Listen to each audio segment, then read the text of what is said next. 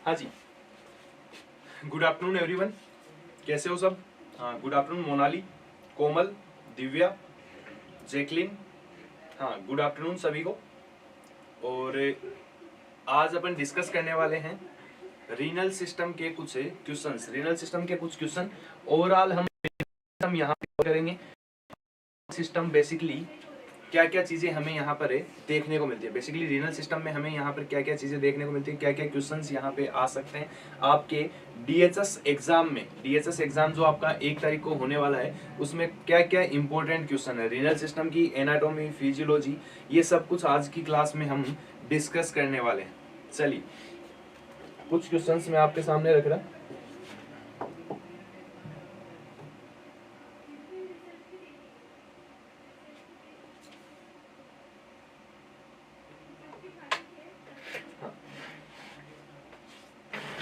Good afternoon श्रुति। एक बार class को जल्दी शेयर कर दीजिए सबके साथ। एक बार क्लास को जल्दी शेयर कर दीजिए। जल्दी अपन अपना क्वेश्चन सेशन स्टार्ट करते हैं। हाँ जी,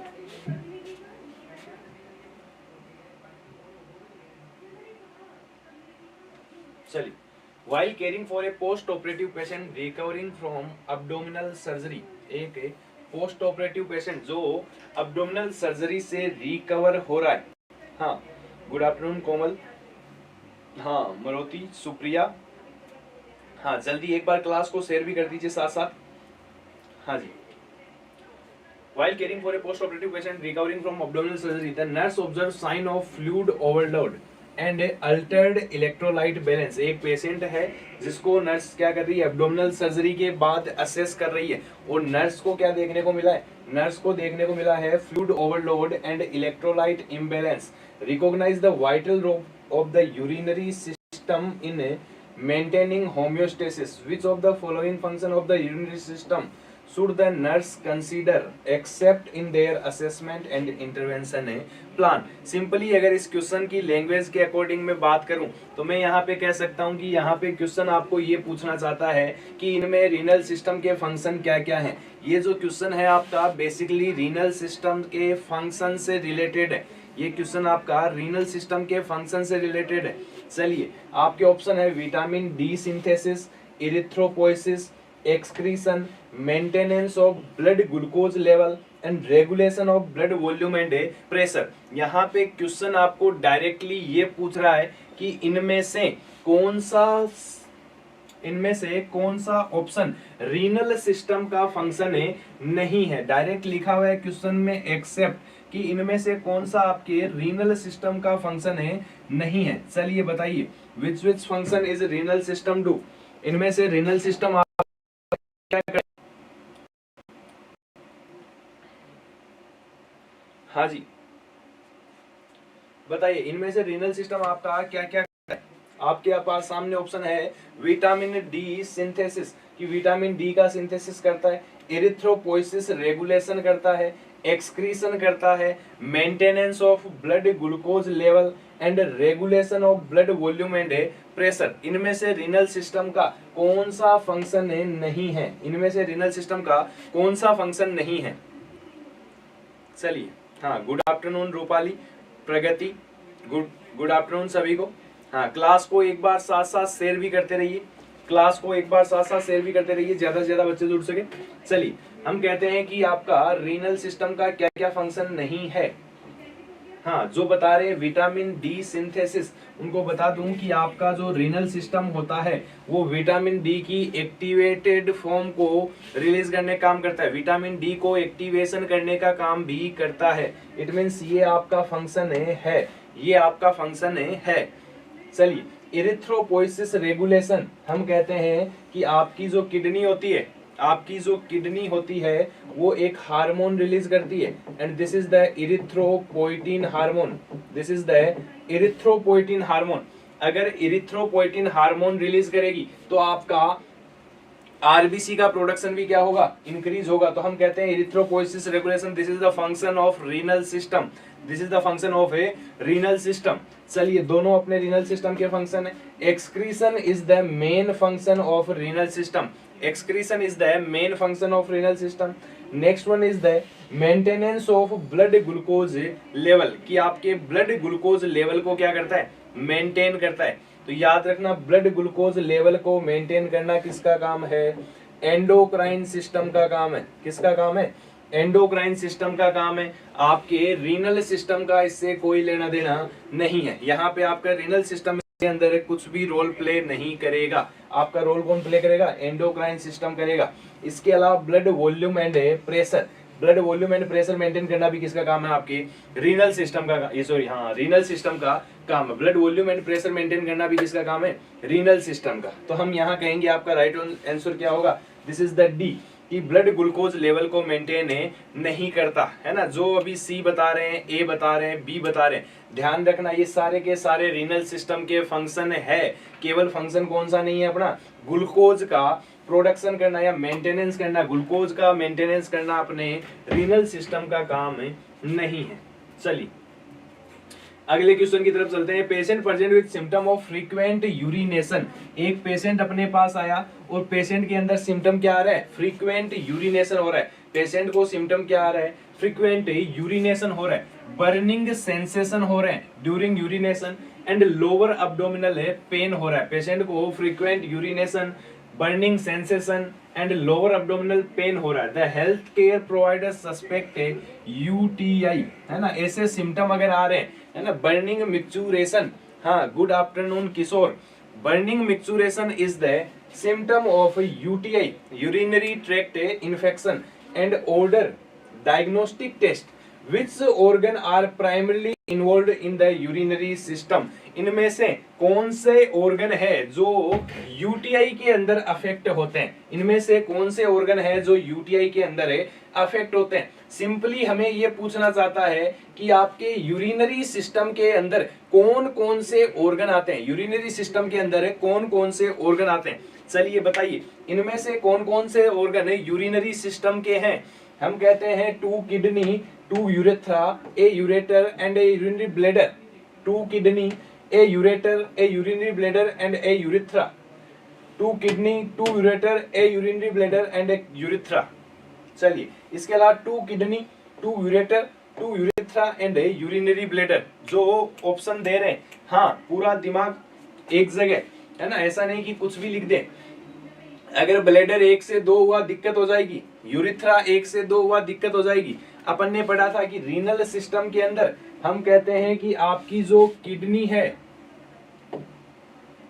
हम कहते हैं कि आपकी जो किडनी है, किडनी कितनी होती है, 2 होती है। किडनी कितनी होती है, 2 होती है। This is a paired organ. और दोनों किडनी से क्या निकलते हैं, 2 यूरेटर निकलते हैं। दोनों किडनी से क्या निकलते हैं, 2 यूरेटर निकलते हैं। और यूरेटर से आगे जाके यूरेटर कहाँ जुड़ता है, ब्लेडर में जुड़ता है। कुछ इस तरह की एनाटोमी अपन ने क्रैश कोर्स बैच में पढ़ी थी। अपन ने कहा था कि आपकी 2 किडनी, दोनों किडनी से 2 यूरेटर, और यूरेटर आपके किससे जाके जुड़ गए, ब्लेडर के साथ। और ब्लेडर आगे किससे जुड़ा हुआ है, यूरेथ्रा के साथ जुड़ा हुआ है।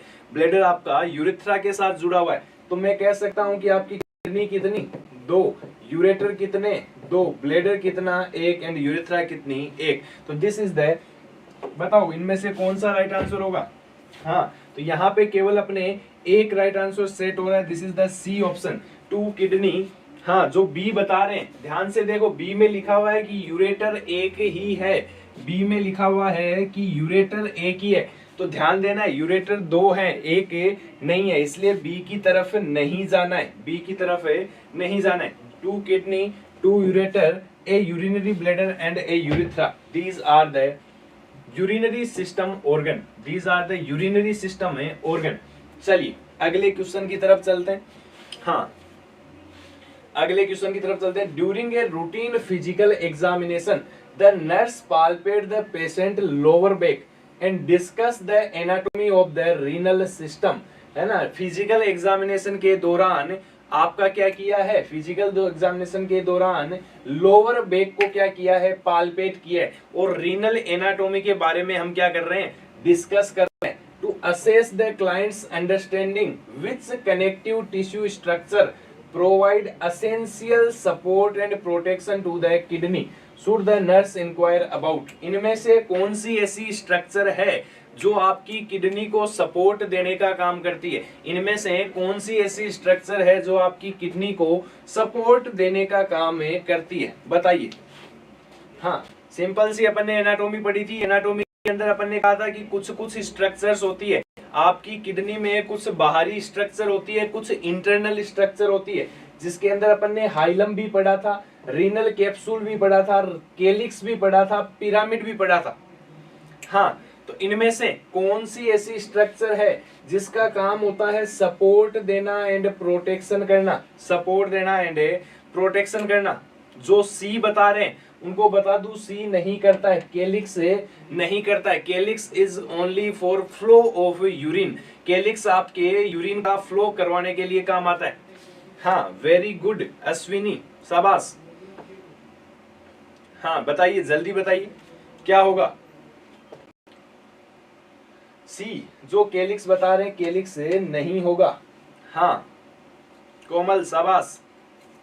हाँ D renal pyramid. Pyramid kidney के अंदर पाए जाते हैं और पिरामिड का काम सपोर्ट देना नहीं होता है। स्वाति, अपन कहते हैं अगर एनाटॉमी की बात करूं, रीनल सिस्टम की अगर एनाटॉमी की बात करूं, रीनल सिस्टम की अगर एनाटॉमी की बात करूं, तो मैं कहता हूं कि ये जो आपकी किडनी थी, ये जो आपकी किडनी थी, यहाँ पर आपको कुछ वर्ड दिखाई दे रहे होंगे ऑप्शन में।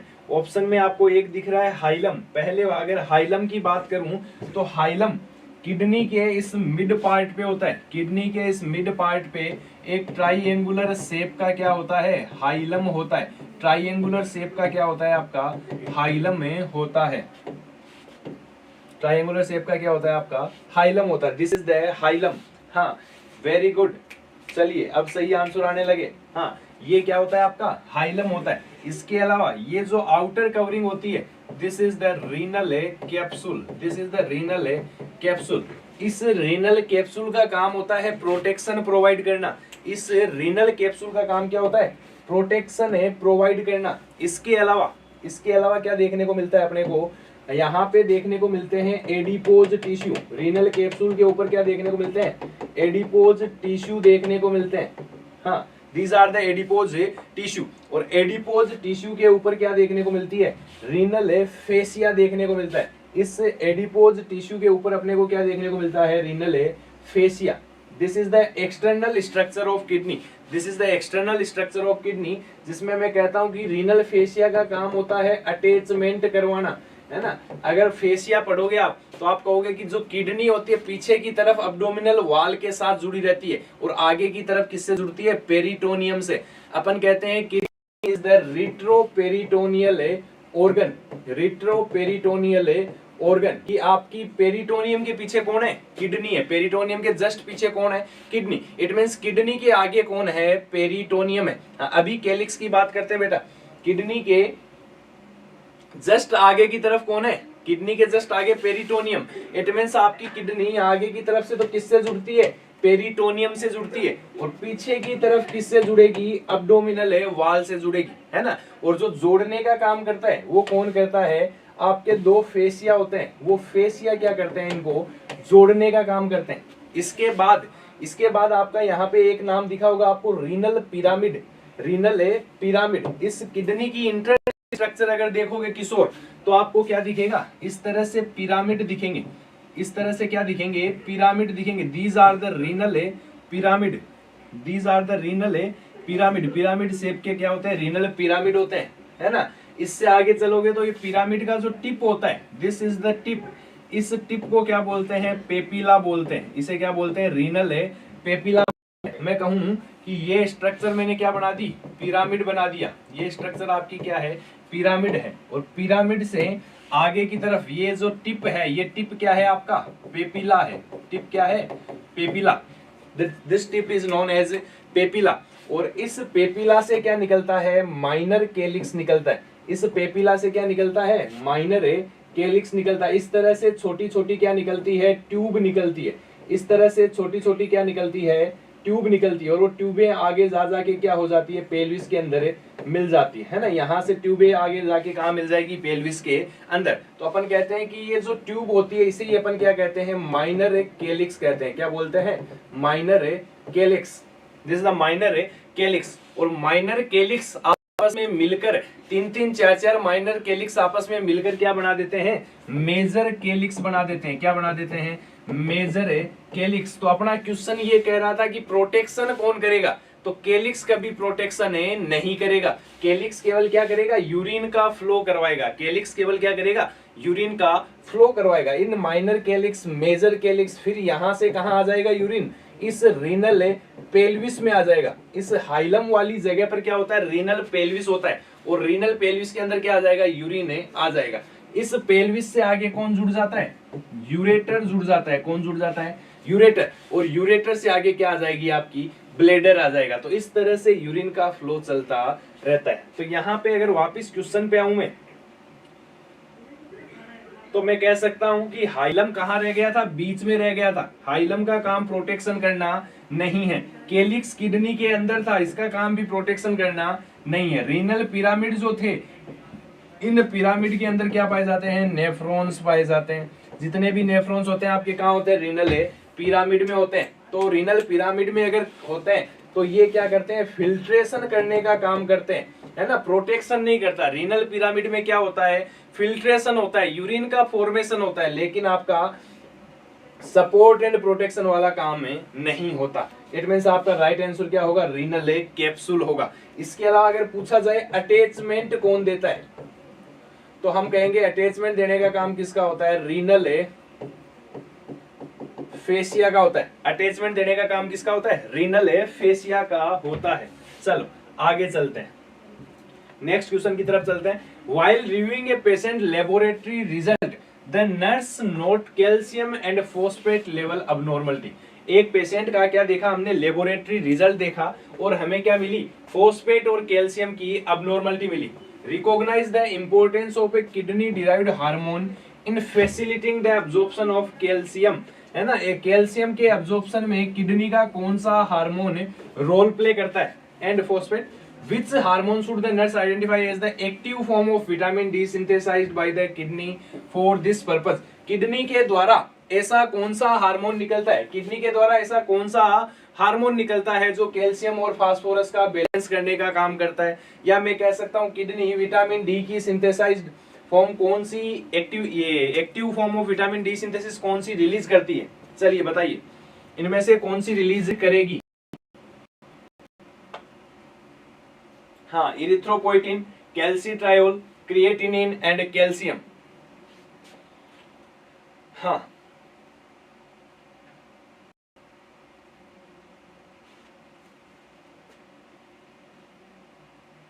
बताइए।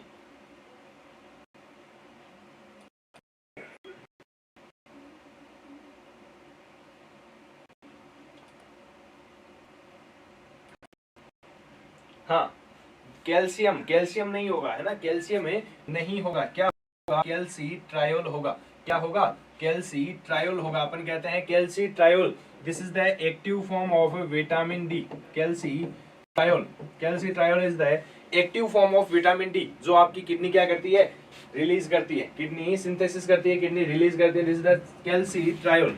चलिए नेक्स्ट क्वेश्चन डिस्कस करते हैं। हाँ, नेक्स्ट बात करते हैं, during an assessment of a patient with the history of kidney disease. एक पेशेंट जिसको किडनी डिजीज की हिस्ट्री है, the nurse explain the essential component responsible for the kidneys filtration and excretory function. इनमें से कौन सा कंपोनेंट ऐसा है जो किडनी का फिल्ट्रेशन करवाता है, या मैं कहूँ एक्सक्रीटरी फंक्शन करता है। To evaluate the candidate's knowledge, which term should the nurse use to describe the microscopic structure at that serve as the functional unit of the kidney, है ना। किडनी की माइक्रोस्कोपिक स्ट्रक्चर कौन सी है, kidney की microscopic structure कौन सी है, या मैं कह सकता हूँ फंक्शनल यूनिट क्या है। हाँ जी, फंक्शनल यूनिट अपन ने कहा रीनल पेपिला। पेपिला मैंने भी आपको बताया था कि जो पिरामिड होता है, इस पिरामिड के जो टिप पार्ट होता है, इस टिप पार्ट पे क्या होता है, रीनल पेपिला होता है। क्या होता है आपका, रीनल पेपिला। हाँ, शाबाश जयश्री, है ना, दिस इज द टिप, और टिप पे क्या होता है, रीनल पेपिला। तो पेपिला कभी भी माइक्रोस्कोपिक और फंक्शनल स्ट्रक्चर है नहीं है। मैंने बताया माइनर कैलिक्स, मेजर कैलिक्स, है ना, माइनर कैलिक्स, मेजर कैलिक्स दोनों केवल यूरिन का फ्लो करवाते हैं, फंक्शनल यूनिट नहीं है। फंक्शनल यूनिट कौन है होगी आपकी, नेफ्रॉन होगी। फंक्शनल यूनिट कौन होगी आपकी, नेफ्रॉन, है ना। क्वेश्चन की लैंग्वेज देख के कंफ्यूज नहीं होना है, अपने को मेन ध्यान यही रखना है कि क्वेश्चन है पूछना क्या चाहता है। अगर अपने कॉन्सेप्ट क्लियर है, अगर अपने कॉन्सेप्ट क्लियर है, इट मींस हमें क्वेश्चन को आराम से कर सकते हैं। तो मैंने कहा कि माइक्रोस्कोपिक एंड फंक्शनल स्ट्रक्चर जो कि क्या होगी आपकी, नेफ्रॉन होगी। चलो नेक्स्ट बात करते हैं, while reviewing the renal anatomy, जब रीनल एनाटॉमी देख रहे हैं and physiology with nursing student, the instructor emphasize the importance of ascending limb of the loop of Henle in the renal function. कि हम क्या कर रहे हैं, रीनल एनाटॉमी एंड फिजियोलॉजी के बारे में बात कर रहे हैं, और इंस्ट्रक्टर ने किसको एम्फेसाइज किया है, असेंडिंग लिम्ब। असेंडिंग लिम्ब किसका, लूप ऑफ हेनले का। लूप ऑफ हेनले में 3 लिम्ब पाए जाते हैं, है ना, ascending limb, descending limb and loop of Henley, है ना। आपका लूप ऑफ हेनले, या जिसे मैं कहता हूं हेयर पिन बेंड, तो हेयर पिन बेंड 3 आपके क्या पाए जाते हैं, पार्ट पाए जाते हैं। Which of the following function should the instructor describe as a primary role of the ascending limb of the loop of Henle. Loop of Henle में which of the following functions should the instructor describe as the primary role of the ascending limb of the loop of Henle। जो आपका loop of Henley है, इसका primary role क्या होगा, loop of Henle का primary role क्या होगा। चलिए, dilute the filtrate by removing solute, कि ये क्या करता है, सोल्यूट को रिमूव करके फिल्ट्रेट को डाइल्यूट करने का काम करता है। Remove water and additional solute, water और एडिशनल सोल्यूट को रिमूव करता है। हेल्प रेगुलेट एल्डोस्टेरोन सिक्रेशन, या increase the rate of active transport of sodium in the DCT and collecting A duct. बताइए इनमें से क्या काम आपका लूप ऑफ हेनले का, ये असेंडिंग लिम्ब का होता है, इनमें से कौन सा फंक्शन है असेंडिंग लूप का होता है।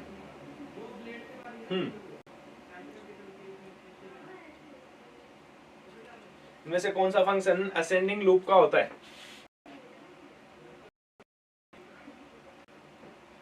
हाँ,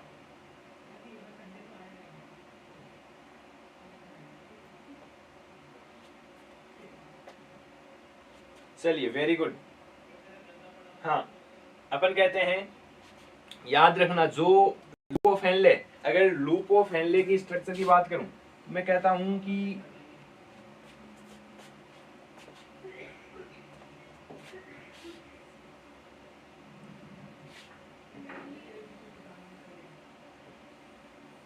दिस इज द पीसीटी के बाद this is loop of Henley, this is DCT and this is the CD.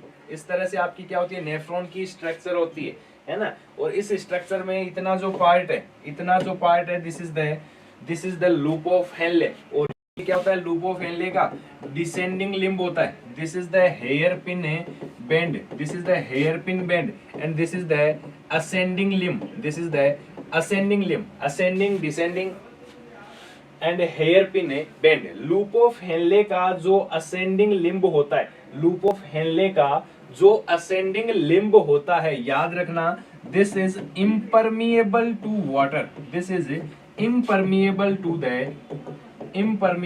The water.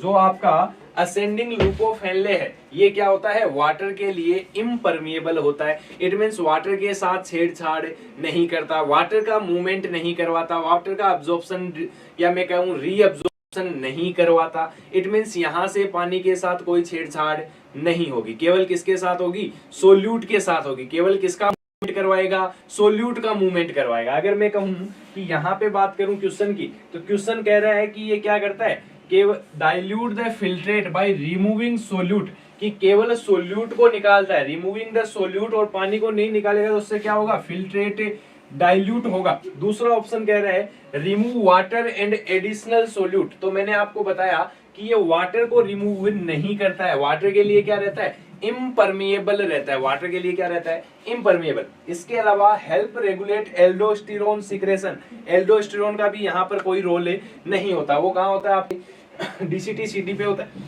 इसके अलावा increase the rate of active transport of sodium in the DCT and tubule and collecting duct, यहाँ पर इसका भी कोई role नहीं होता है ना। अपने को किसका पूछा है, असेंडिंग लूप ऑफ हेनले का पूछा है, और असेंडिंग लूप ऑफ हेनले क्या करेगा, डाइल्यूट करेगा फिल्ट्रेट को बाय रिमूविंग ए सोल्यूट। मैंने कहा कि वाटर के लिए क्या होता है, इम्परमिएबल, और वाटर के लिए अगर इम्परमिएबल है इट मींस ये क्या करेगा, पानी को इधर उधर जाने नहीं देगा। पानी इधर उधर नहीं जाएंगे तो चीजें क्या होगी, डाइल्यूट होगी। जो फिल्ट्रेट आया है वो क्या होगा, डाइल्यूट होगा, है ना। तो this is the ascending loop of Henley, this is the ascending loop of Henley. Clear?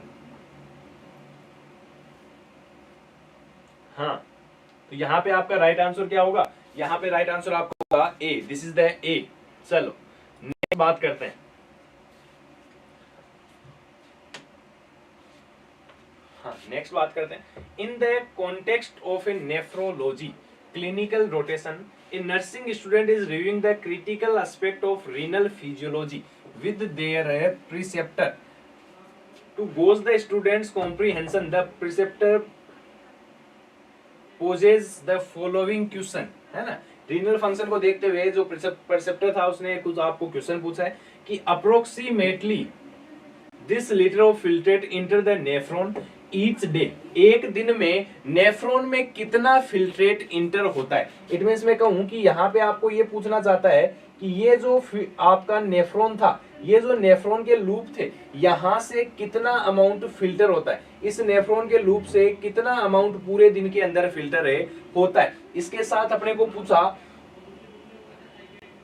of that volume is reabsorbed in the PCT, और आपके इसमें से PCT के अंदर कितने परसेंट अब्जॉर्ब हो जाता है। हमें दोनों चीजों के आंसर देने, पहला हमें आंसर ये देना है कि आपका अप्रोक्सीमेटली कितना फिल्टर होता है। इट मींस अपने को पूछना चाहता है कि आपकी जीएफआर क्या होती है। क्वेश्चन की लैंग्वेज चेंज की है, लेकिन अपने को पूछा क्या है कि आपकी जीएफआर क्या है, आपकी जीएफआर क्या है। और जीएफआर के साथ साथ हमें ये पूछ लिया कि पीसीटी पर रीअब्जॉर्प्शन कितना होता है, पीसीटी पर रीअब्जॉर्प्शन कितना होता है। हम कहते हैं कि पीसीटी पर रीअब्जॉर्प्शन कितना होता है, 65% होता है। कितना होता है, 65। इनमें से किसी और ऑप्शन में 65 नहीं है। इसके अलावा आपकी जो जीएफआर होती है, GFR is the 180 litre per day, 180 litre है पर डे। बताओ नॉर्मल जीएफआर क्या बताई थी। अगर पर मिनट की बात करूं, 1 मिनट की जीएफआर कितनी होती है बताओ चैट सेक्शन में जल्दी। 1 मिनट की जीएफआर आपको क्या लिखवाई थी मैंने, हाँ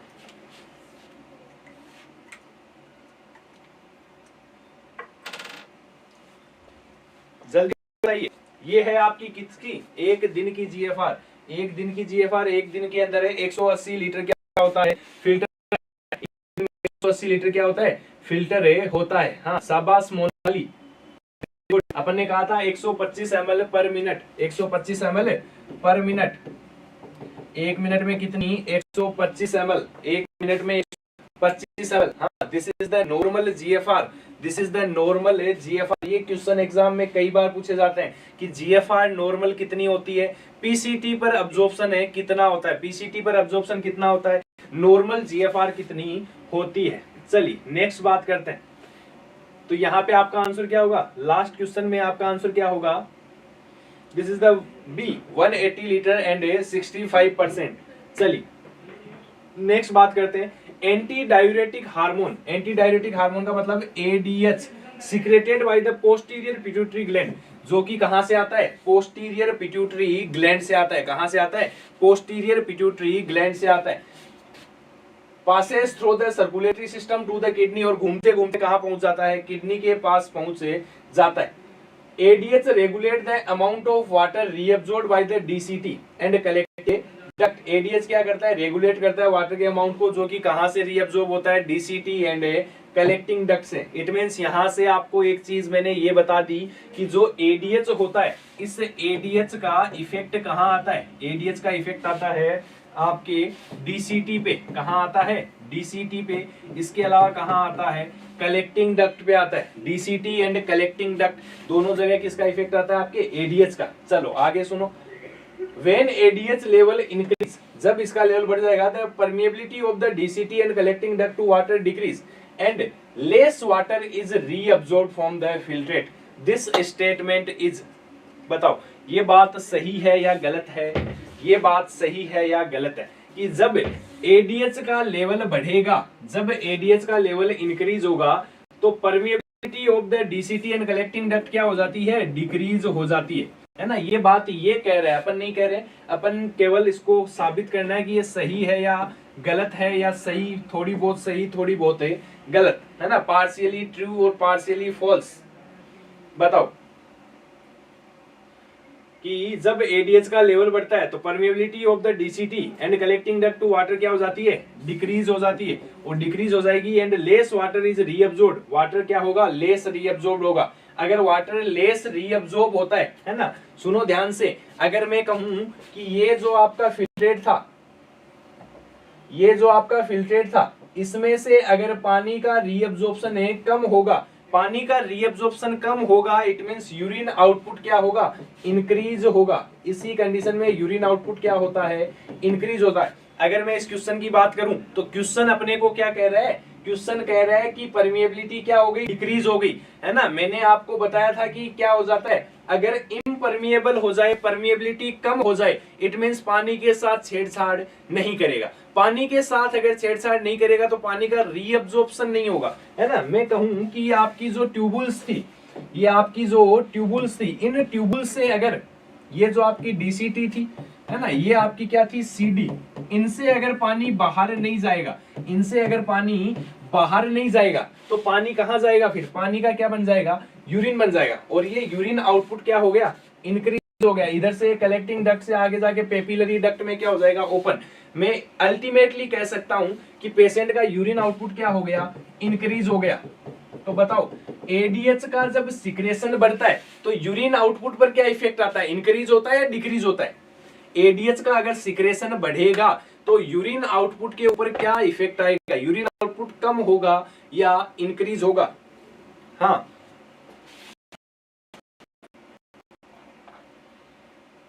बताइए, यूरिन आउटपुट के ऊपर है क्या इफेक्ट आएगा?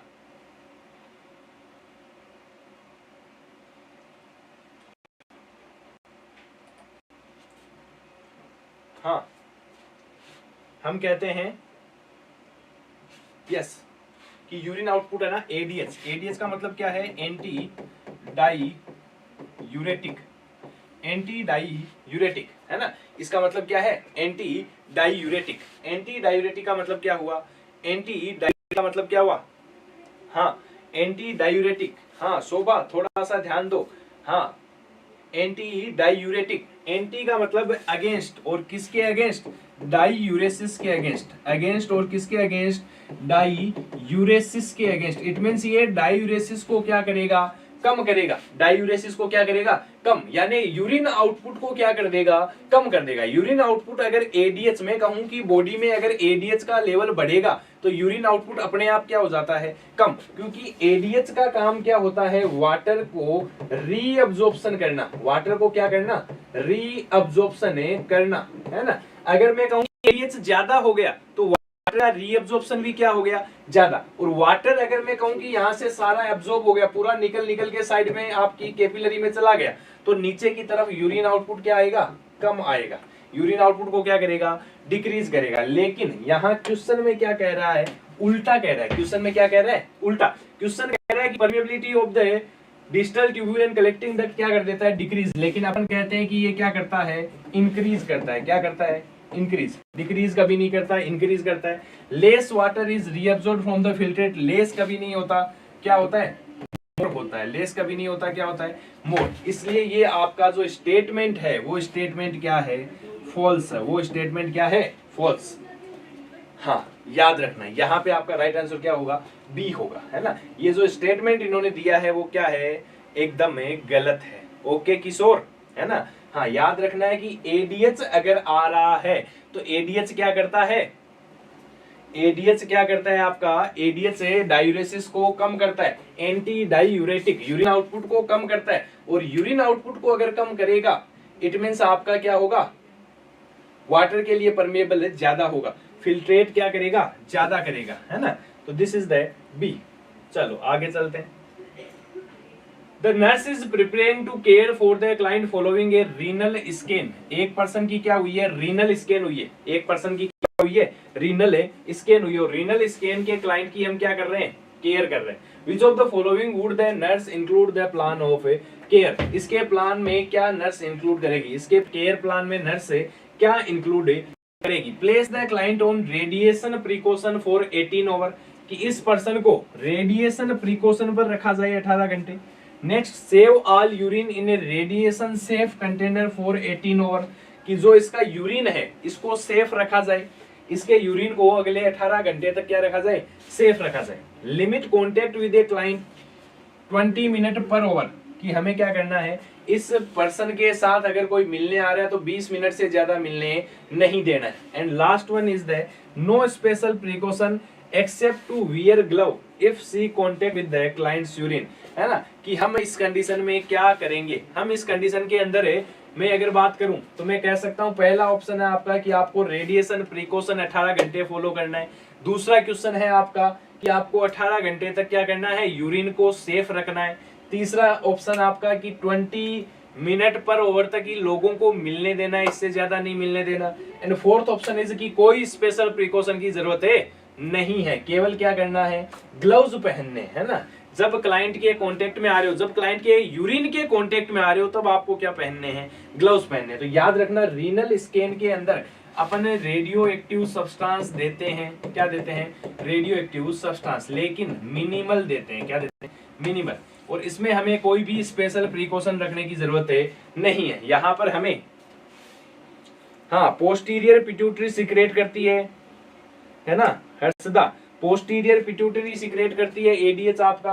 और एडीएच जाके एक्ट कहाँ करता है, एडीएच एक्ट करता है किडनी के ऊपर, कलेक्टिंग डक्ट के ऊपर, आपकी इस डीसीटी पर, है ना, डिस्टल कैनुलेटेड ट्यूबुल पे एक्ट करता है। ओके, चलिए, तो मैंने कहा यहाँ कोई भी स्पेशल प्रिकॉशन की जरूरत अपने को नहीं है। अपन केवल इतना ध्यान रखेंगे, अगर पेशेंट के यूरिन के टच हो रहे हैं, अगर पेशेंट के यूरिन के टच हो रहे हैं तो हमें क्या करना है, ग्लव्स पहनना है। तो हमें क्या करना है, ग्लव्स पहनना है। तो this is the intervention, this is the intervention, या मैं कह सकता हूँ this is the plan of care. ये काम यहाँ पर करेगी।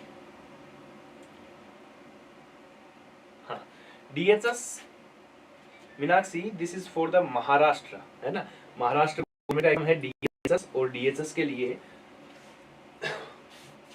1 तारीख को जो एग्जाम होने वाला है उसके अंदर अपनी लगभग सारे सिस्टम्स की मैराथन क्लासेस चलने वाली है ना। जो एग्जाम का पैटर्न होता है, जिस तरह के क्वेश्चंस आएंगे वो सारे अपन कवर करने वाले, है ना।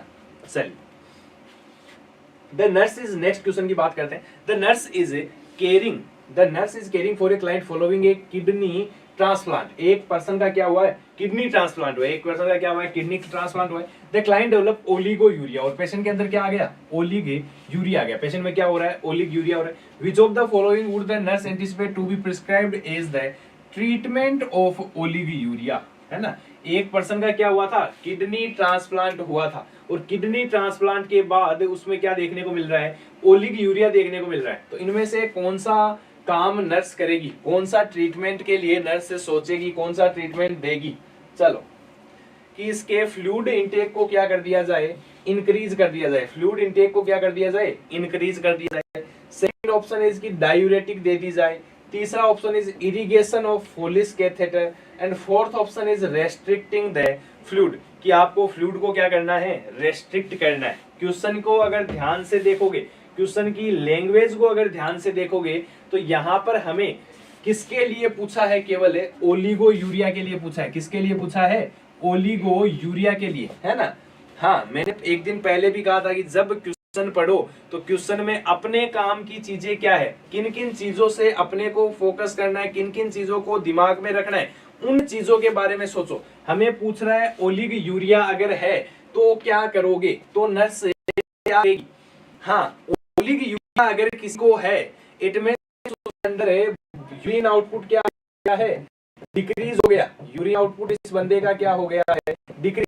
अगर मैं कहूं किसी पर्सन में यूरिन आउटपुट डिक्रीज हो गया, इट मींस इसकी बॉडी के अंदर फ्लूइड क्या है, ज्यादा। बॉडी के अंदर फ्लूइड क्या हो सकता है, ज्यादा हो सकता है। जितना फ्लूइड बाहर आना चाहिए उतना बाहर नहीं आ रहा। अगर ओलिगोयूरिया है, बॉडी में फ्लूइड पहले से ज्यादा है, आपने फ्लूइड इंटेक को अगर इंक्रीज कर दिया, इट मींस पेशेंट किधर की तरफ चला जाएगा, हाइपरवोलेमिया की तरफ जा सकता है। पेशेंट किधर जा सकता है, हाइपरवोलेमिया की तरफ। पहले से ही पेशेंट को किडनी डैमेज, पहले से ही पेशेंट क्या करवा के आया हुआ है, किडनी ट्रांसप्लांट, ऊपर से अपन उसको लेके जा रहे हैं किसकी तरफ, हाइपर है वोलेमिया की तरफ। तो हाइपर वोलेमिया हमें नहीं करवाना है। चलो, इसके अलावा रेस्ट्रिक्टिंग फ्लूइड, कि पेशेंट को फ्लूइड देना बंद कर दो, पेशेंट को फ्लूइड देना बंद कर दो। मैं कहूं इसको अगर फ्लूइड देना बंद करोगे, फ्लूइड देना अगर बंद करोगे, जो डी बता रहे हैं कि भाई ओलिगोयूरिया हो रहा है तो फ्लूइड मत दो, अगर मैं कहूं फ्लूइड देना बंद कर दोगे तो उससे ओलिगोयूरिया ठीक नहीं होगा। हमें वो काम करना है जिससे यूरिन आउटपुट इंक्रीज हो जाए, है ना। ऐसा काम नहीं करना जिससे यूरिन आउटपुट पर कोई फर्क ना पड़े। तो मैं कहूं कि फ्लूइड रेस्ट्रिक्शन, फ्लूइड करने से ओलिगोयूरिया पे कोई इफेक्ट नहीं आएगा, ओलिगोयूरिया पे कोई इफेक्ट नहीं आएगा। चलो आगे बात करते हैं, इरिगेशन ऑफ फोलिस कैथेटर, कि हम क्या करेंगे, फोलिस कैथेटर को इरिगेट करेंगे। फोलिस कैथेटर को इरिगेट करने का भी कोई फायदा नहीं है, क्योंकि अगर ब्लेडर में यूरिन होता तो फोलिस के थ्रू बाहर आ जाता। ओलिगोयूरिया मतलब यूरिन बन ही नहीं रहा, यूरिन का जो आउटपुट है वो 400 ml से कम हो गया है, तो हम कहेंगे कि आपको फोलिस कैथेटर का इरिगेशन करने का भी कोई फायदा नहीं है। तो लास्ट ऑप्शन क्या बचा अपने पास, कि पेशेंट को क्या दे दो, डायूरेटिक दे दो। पेशेंट को क्या दे दो, डायूरेटिक। और डायूरेटिक अगर दोगे तो पेशेंट का यूरिन आउटपुट क्या हो जाएगा, इंक्रीज हो जाएगा। डायूरेटिक अगर दोगे तो यूरिन आउटपुट क्या हो जाएगा आपका, इंक्रीज हो जाएगा। तो सो यहाँ पे राइट आंसर क्या रहेगा आपका, राइट आंसर आपका रहेगा दिस इज द बी।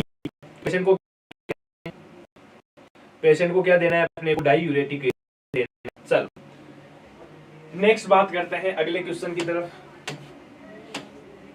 हाँ, अगला question, a week after kidney transplant, kidney transplant के एक सप्ताह बाद, a week after kidney transplant the client develop a temperature of 101। Patient के अंदर क्या आ गया है, फीवर आ गया है। पेशेंट में क्या आ गया है, fever. The blood pressure is elevated, it means patient में क्या है, hypertension. And the kidney is tender, और साथ में किडनी पर क्या देखने को मिल रही है, टेंडरनेस देखने को मिल रही है। हाँ किशोर, अगर यहाँ पे पूछा है नर्स क्या एंटीसिपेट करेगी, नर्स क्या प्लान करेगी, है ना। यहाँ पे अगर मैं कहूँ बाकी किसी चीज का फायदा नहीं है तो वो काम भी हमें कर सकते हैं। चलो हाँ, अपन ने कहा कि किडनी कैसी देखने को मिली, टेंडर देखने को मिली। किडनी कैसी देखने को मिली, टेंडर देखने को मिली। इसके अलावा the x-ray results show that transplanted kidney is enlarged. X-ray जब किया तो पता चला कि जो ट्रांसप्लांट वाली किडनी है वो कैसी हो गई है, इनलार्ज्ड हो गई है, बड़ी हो गई है। ट्रांसप्लांट वाली किडनी कैसी हो गई है, बड़ी हो गई है। Based on these assessment finding the nurse would suspect which of the following. In finding को देखकर बताओ ये फाइंडिंग किसको इंडिकेट करती है, ये फाइंडिंग सारी की सारी इंडिकेट करती है किसको, रिजेक्शन को, कि भाई आपकी किडनी का क्या हो गया है, रिजेक्शन हो गया। किडनी का क्या हो गया है, रिजेक्शन। आपकी बॉडी ने किडनी को एक्सेप्ट करने से मना कर दिया कि भाई मेरे को ये किडनी नहीं चाहिए।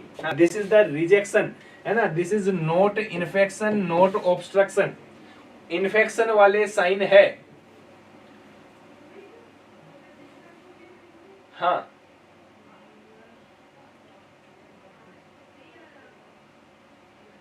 डेविल अभी ये हम दे सकते हैं, है ना। ऐसा नहीं है कि कहीं ऐसा नहीं लिखा हुआ, ठीक है। अगर प्रिस्क्राइब्ड है तो हमें दे सकते हैं, है ना। अगर ऑप्शन आपको ऐसा मिल रहा है इट मींस वो प्रिस्क्राइब्ड है, ठीक है। इसके अलावा आपको क्वेश्चन में मिला है एंटीसिपेट, नर्स क्या देने की सोचेगी, है ना, क्या देने का सोचेगी।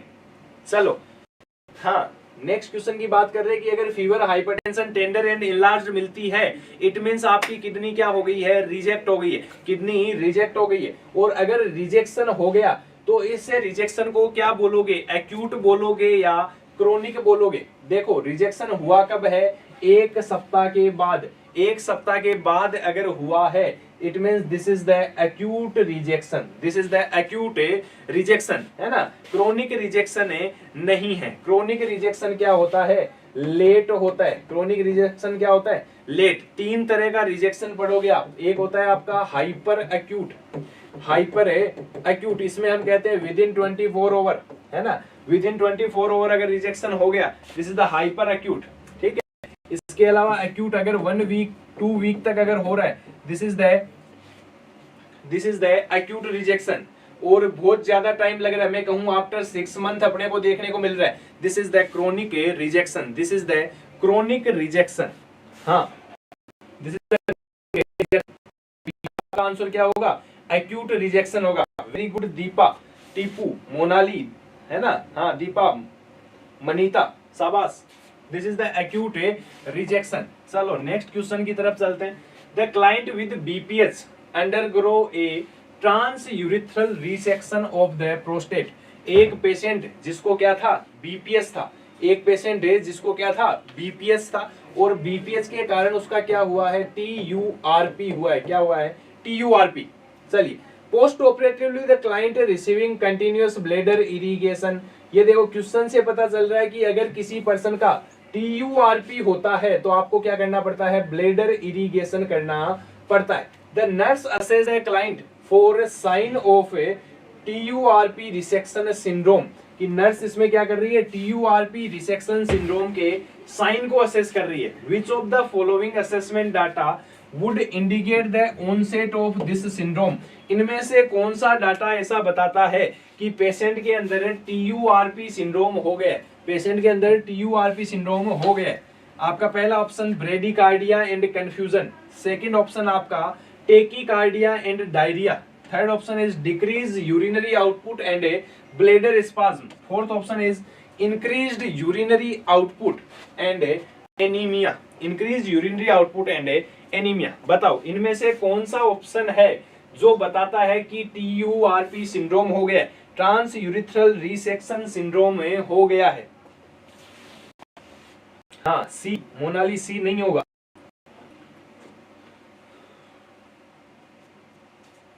चलो जो सी बता रहे हैं वो बता दो, सी नहीं होगा। हाँ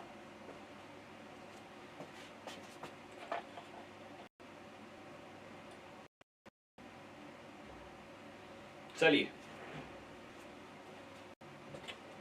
पहली बात तो ये है कि टीयूआरपी सिंड्रोम होता क्या है ना। हाँ, तुक्का मारने से कुछ नहीं होने वाला। अपन पहले बात करते हैं कि ट्रांसयूरिथ्रल रिसेक्शन सिंड्रोम में होता क्या है, टीयूआर सिंड्रोम, टीयूआर सिंड्रोम। देखो टीयूआर सिंड्रोम जो है वो मेनली अपने को कब देखने को मिलता है, आफ्टर टीयूआरपी। हाँ, कब देखने को मिलता है, टीयूआरपी देखने को मिलता है। अगर टीयूआरपी होगा, अभी सुन, अगर टीयूआरपी होता है तो हमें क्या करना पड़ता है, ब्लैडर इरिगेशन करना पड़ता है। क्या करना पड़ता है, ब्लैडर इरिगेशन। टीयूआरपी अगर हुआ तो हमें क्या करना पड़ेगा, bladder irrigation. TURP syndrome mainly किस कारण से होता है, बताओ मेन रीजन क्या है, टीयूआरपी सिंड्रोम होने का मेन रीजन क्या है। हाँ श्रद्धा बताओ, what is the main reason behind TURP syndrome, behind TURP syndrome.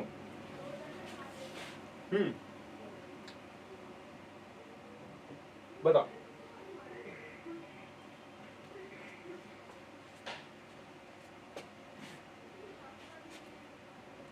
अपन क्या करते हैं, अगर हाइपोटोनिक फ्लूइड से, हाइपोटोनिक फ्लूइड से क्या करवा दें, ब्लैडर इरिगेशन करने लग जाएं। क्या करने लग जाएं, ब्लैडर इरिगेशन। अगर हाइपोटोनिक फ्लूइड से, हाँ अगर हाइपोटोनिक फ्लूइड से, हाइपोटोनिक फ्लूइड से अगर ब्लैडर इरिगेशन करोगे तो क्या होंगे, इलेक्ट्रोलाइट चेंजेस होंगे। क्या होंगे, इलेक्ट्रोलाइट चेंजेस। चलिए, हाइपोटोनिक फ्लूइड का क्या होगा, ओस्मोसिस होगा, ब्लड के अंदर जाएगा, कैपिलरी के अंदर जाएगा। अगर मैं कहूं कि आपका हाइपोटोनिक फ्लूइड से इरिगेशन कराया, बॉडी के अंदर क्या हुआ, इलेक्ट्रोलाइट इम्बैलेंस हुआ, बॉडी के अंदर क्या हुआ, इलेक्ट्रोलाइट इम्बैलेंस हुआ। और बॉडी में अगर इलेक्ट्रोलाइट, हाँ बॉडी के अंदर अगर इलेक्ट्रोलाइट इम्बैलेंस हुआ तो उसके कारण आपको क्या देखने को मिलेगा, सेरिब्रल एडिमा देखने को मिलेगा। क्या देखने को मिलेगा, सेरिब्रल एडिमा। मैं कहूं कि आपका जो यहाँ ब्लड ब्रेन बैरियर है, इस ब्लड ब्रेन बैरियर से ऊपर तो फ्लूइड कैसा रह गया, हाइपरटोनिक रह गया, इधर तो फ्लूइड कैसा रह गया, हाइपरटोनिक, नीचे की तरफ अब्जॉर्ब हो के फ्लूइड कैसा हो गया, हाइपोटोनिक। तो ये जो हाइपोटोनिक फ्लूइड है ये इधर की तरफ क्या कर जाएगा, शिफ्ट कर जाएगा, और यहाँ आपको क्या देखने को मिलेगा, सेरिब्रल एडिमा देखने को मिलेगा। यहाँ आपको क्या देखने को मिलेगा, सेरिब्रल एडिमा। अब बताओ इनमें से सेरिब्रल एडिमा के या मैं कहूं इंक्रीज आईसीपी के, है ना, इंट्राक्रेनियल प्रेशर इंक्रीज हो जाएगा, सेरिब्रल एडिमा हो जाएगा। तो इनमें से कौन सा सिम्टम ऐसा है जो ये बताता है कि पेशेंट के अंदर आईसीपी बढ़ गई है या फिर पेशेंट का सेरिब्रल एडिमा है ना। क्वेश्चन अपने को ये पूछना चाहता है कि टीयूआरपी सिंड्रोम तो पूछा, लेकिन टीयूआरपी सिंड्रोम के अंदर होता क्या है, आईसीपी बढ़ जाती है और साथ में सेरिब्रल एडिमा हो जाता है। तो इनमें से कौन सा ऐसा सिम्टम है जो cerebral oedema and increase ICP में को मिलता है।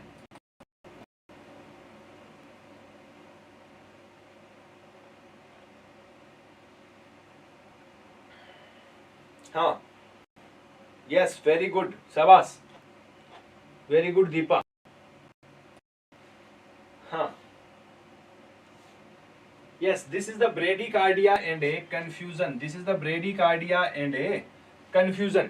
अगर किसी पर्सन में इधर की तरफ इडिमा हुआ, नीचे से फ्लूइड जा के, जैसे कौन सा, डिस इक्विलिब्रियम सिंड्रोम, अभी आगे बात करेंगे इसी क्लास में डिस इक्विलिब्रियम सिंड्रोम की, कि जब अपन इलेक्ट्रोलाइट को ज्यादा निकाल देते हैं, है ना, ट्रांसप्लांट में अपन ने ज्यादा इलेक्ट्रोलाइट्स बाहर चले गए उस कंडीशन में क्या हो जाएगा, सेरिब्रल एडिमा हो जाएगा। और सेरिब्रल एडिमा के कारण क्या देखने को मिलेगा, ब्रेडिकार्डिया एंड कंफ्यूजन देखने को मिलेगा। चलिए आगे बात करें। The client is admitted to the hospital with BPH, एक पेशेंट को हमने एडमिट किसके लिए किया है, बीपीएच की कंप्लेंट से की है। And a transurethral resection of the prostate is a performed, और हमने क्या कर दिया, उसका TURP कर दिया। 4 hours after surgery the nurse take the client's vital and empty the urinary drainage bag. 4 घंटे बाद नर्स ने क्या किया, पेशेंट के वाइटल लिए और साथ में यूरिनरी ड्रेनेज बैग को क्या किया है, खाली किया है। Which of the following assessment finding would indicate the need to notify the physician, इनमें से कौन सी फाइंडिंग अगर मिलती है तो फिजिशियन को इन्फॉर्म करने की जरूरत है। इनमें से कौन सी फाइंडिंग अगर मिलती है तो फिजिशियन को इन्फॉर्म करने की जरूरत है।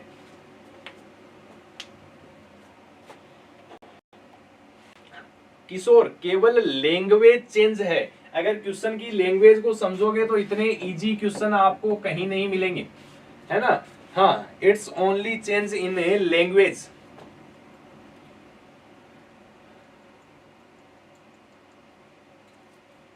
हाँ, जितने भी क्वेश्चन अपन ने किए हैं लगभग सारे सिंपल क्वेश्चन है, केवल लैंग्वेज का, वर्डिंग का,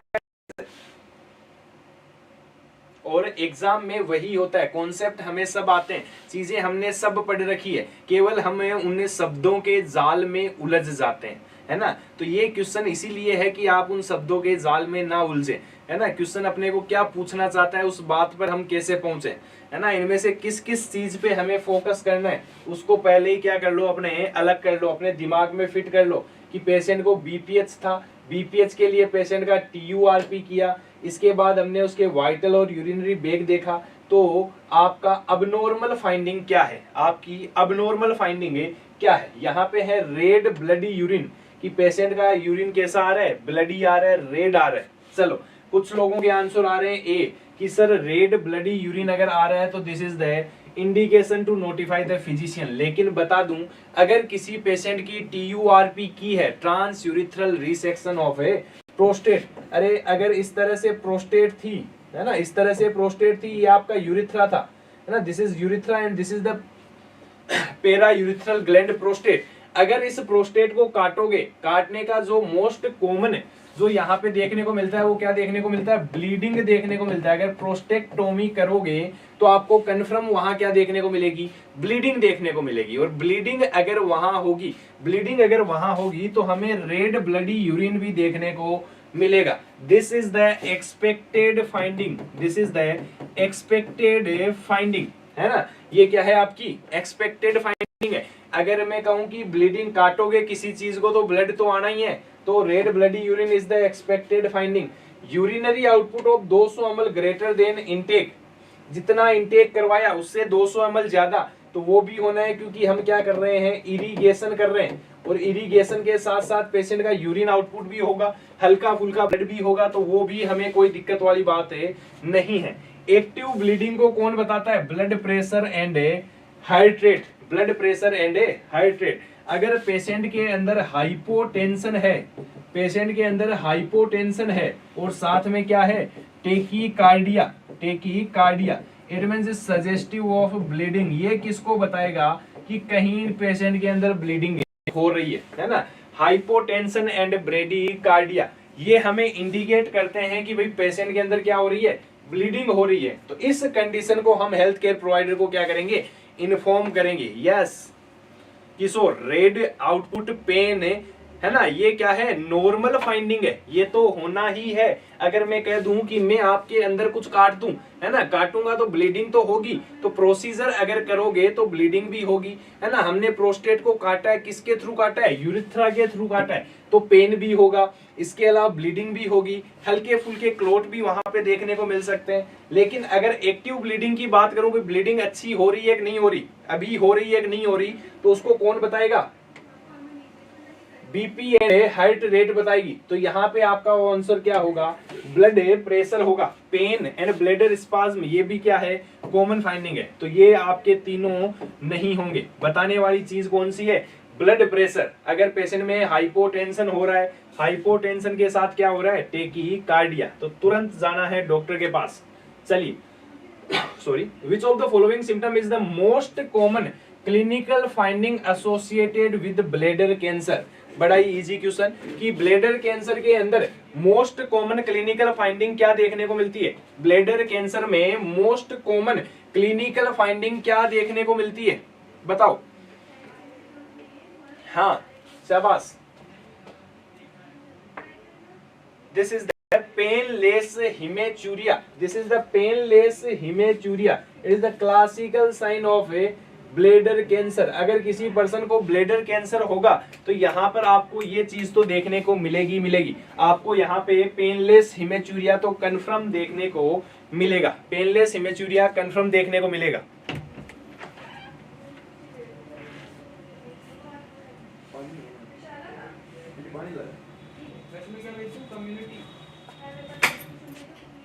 चलिए नेक्स्ट क्वेश्चन की तरफ चलते हैं।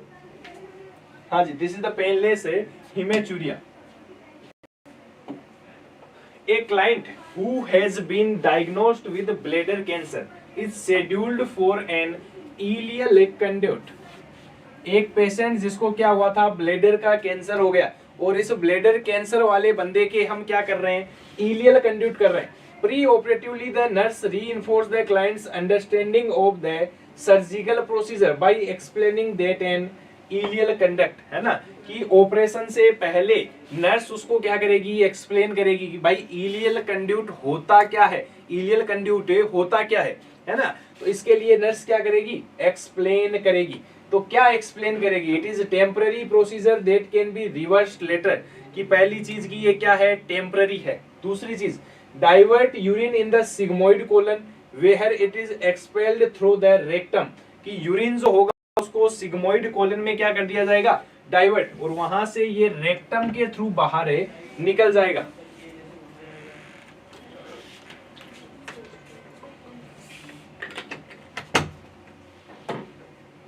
हाँ, कि वहां से ये यूरिन के थ्रू क्या हो जाएगा, बाहर निकल जाएगा। Third option, convey urine from the ureter to a stoma opening in the abdomen, कि एब्डोमेन के ऊपर एक स्टोमा ओपनिंग बना दी जाएगी और उसके अंदर यूरिन कलेक्ट होगा। Create an opening in the bladder that allow urine to drain an external pouch, कि ब्लेडर के अंदर एक ओपनिंग बना दी जाएगी, और ब्लेडर की ओपनिंग से क्या होगा, ब्लेडर की ओपनिंग से क्या होगा, यूरिन एक्सक्रीट होता रहेगा। एक पाउच के अंदर ब्लेडर की ओपनिंग से यूरिन एक्सक्रीट होता रहेगा। चलो सुनो यहाँ पे पहले कि इलियल कंड्यूट होता क्या है, इलियल कंड्यूट होता क्या है। अभी अपन ने किडनी की एनाटॉमी की बात करी थी कि इस तरह से क्या होती है, आपकी किडनी होती है,